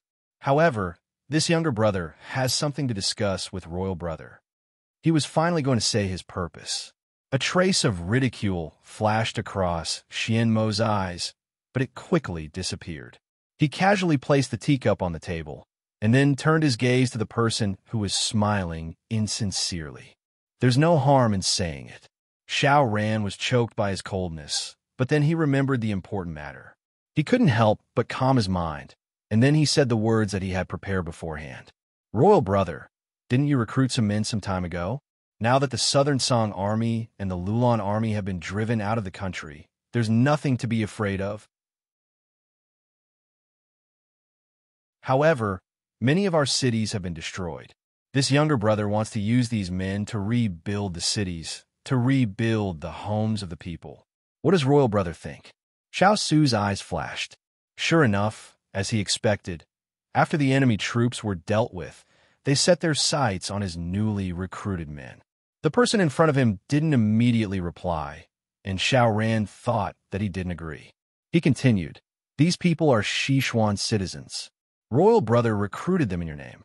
Although it was understandable that the situation was critical at the time, now that the dust has settled, it's time to start thinking about the future. Royal brother can't give them any ranks, but if they can legitimately belong to the three armies, I think they'll be more than happy." Xiao Su's fingers lightly tapped on the table, and there was no anger or joy in his eyes. This made Xiao Ran somewhat uncertain. At the time, we recruited them in the name of support. As you said, we should give them an identity. Just when Xiao Ran thought that he wouldn't speak, he threw out this sentence in a flat voice.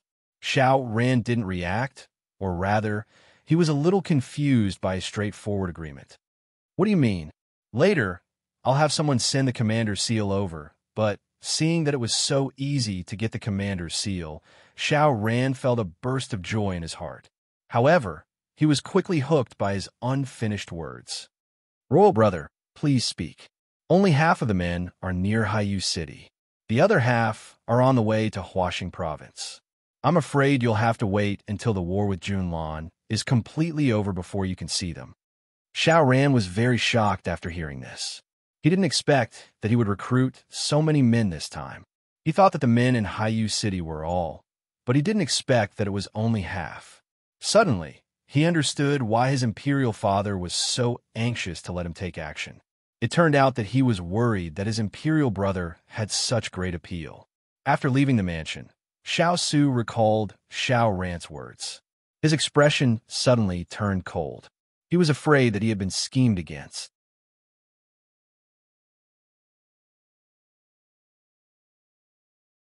Chapter 1445. As soon as Xiao Su returned to the camp, Turin followed closely behind.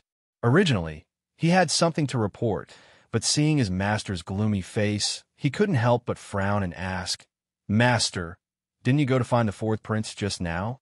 Did something happen? Could it be that that person was looking for trouble with his master?" When he thought of this, a burst of anger came out from his heart. Xiao Su untied his cloak, and Turin immediately stepped forward to take it.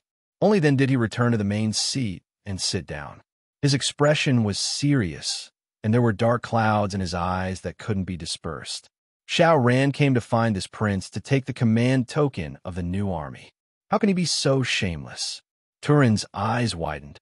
Although the Southern Song army had been defeated, the alliance of the three armies hadn't completely collapsed, and he actually couldn't wait to seize power. "It's the Emperor's idea," Xiao Su coldly said. Turin took a deep breath and calmed himself down.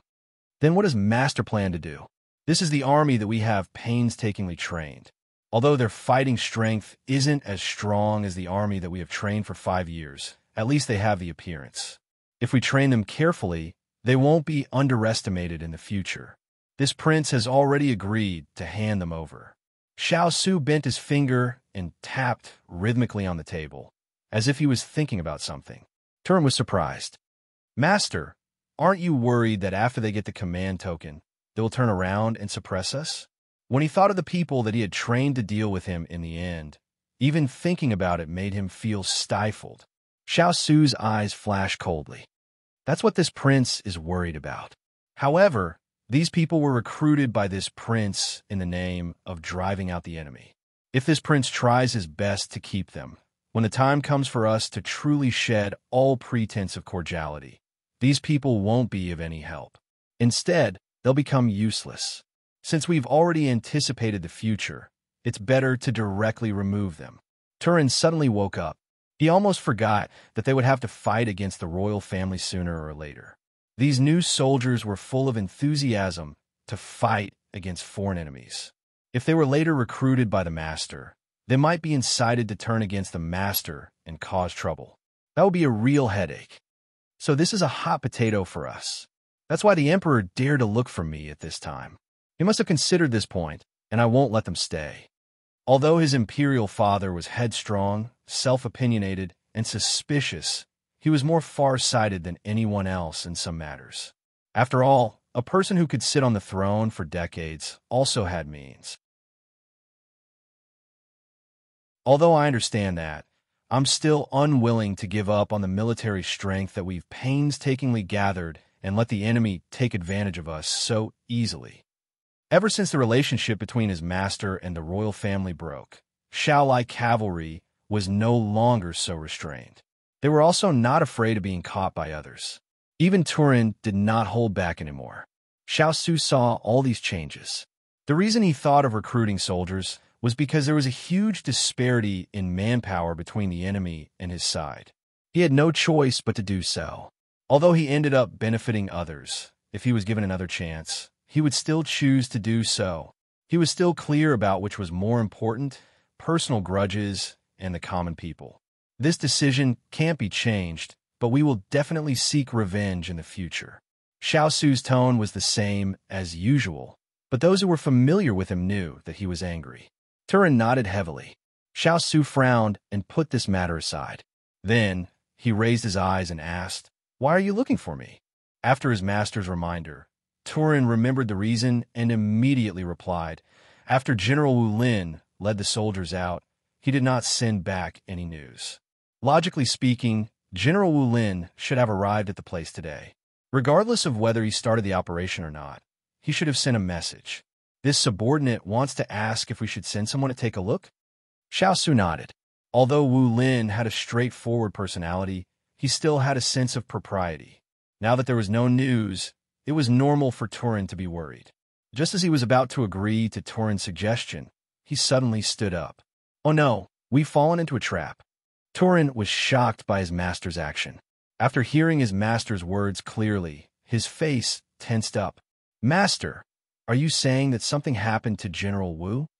Xiao squeezed out the words from between his teeth. "There's no Nansong remnant at all. We've been deceived, seizing the military order, luring the tiger away from the mountain, and defeating them one by one. What a good plan." This was not a flawless plan. If it had been any other time, it would have been seen through at a glance. However, he and Xiao Ran's men had been injured in this battle. Moreover, Junlan had not been settled yet. He had not expected Xiao Ran to attack him at this time. Or rather, he had lowered his guard.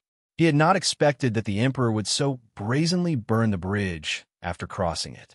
Indeed, the most unpredictable thing was the heart of a ruler. After learning the truth, Turin was a little flustered. However, he quickly calmed down. "Then what should we do? General Wu has left with half of his men. We only have less than 30,000 men left. Xiao Ran should also have 30,000 men. If we fight force with force, we should not be at a disadvantage. However, we don't know if Xiao Ran and the others have started to attack." It would be great if we could rush out of the city before they do. They will wait until they take down Wu Lin's men before attacking us. However, I'm afraid that Xiao Ran has more than 30,000 men. Xiao Su sat down again. His fingers were clasped on the edge of the table. His thin lips were pursed. If he had not been careless, he would not have sent Wu Lin out so easily. Turin seemed to have thought of something. He could not help but take a step back. Could it be that the emperor has sent him reinforcements? Xiao Su sneered, but did not speak.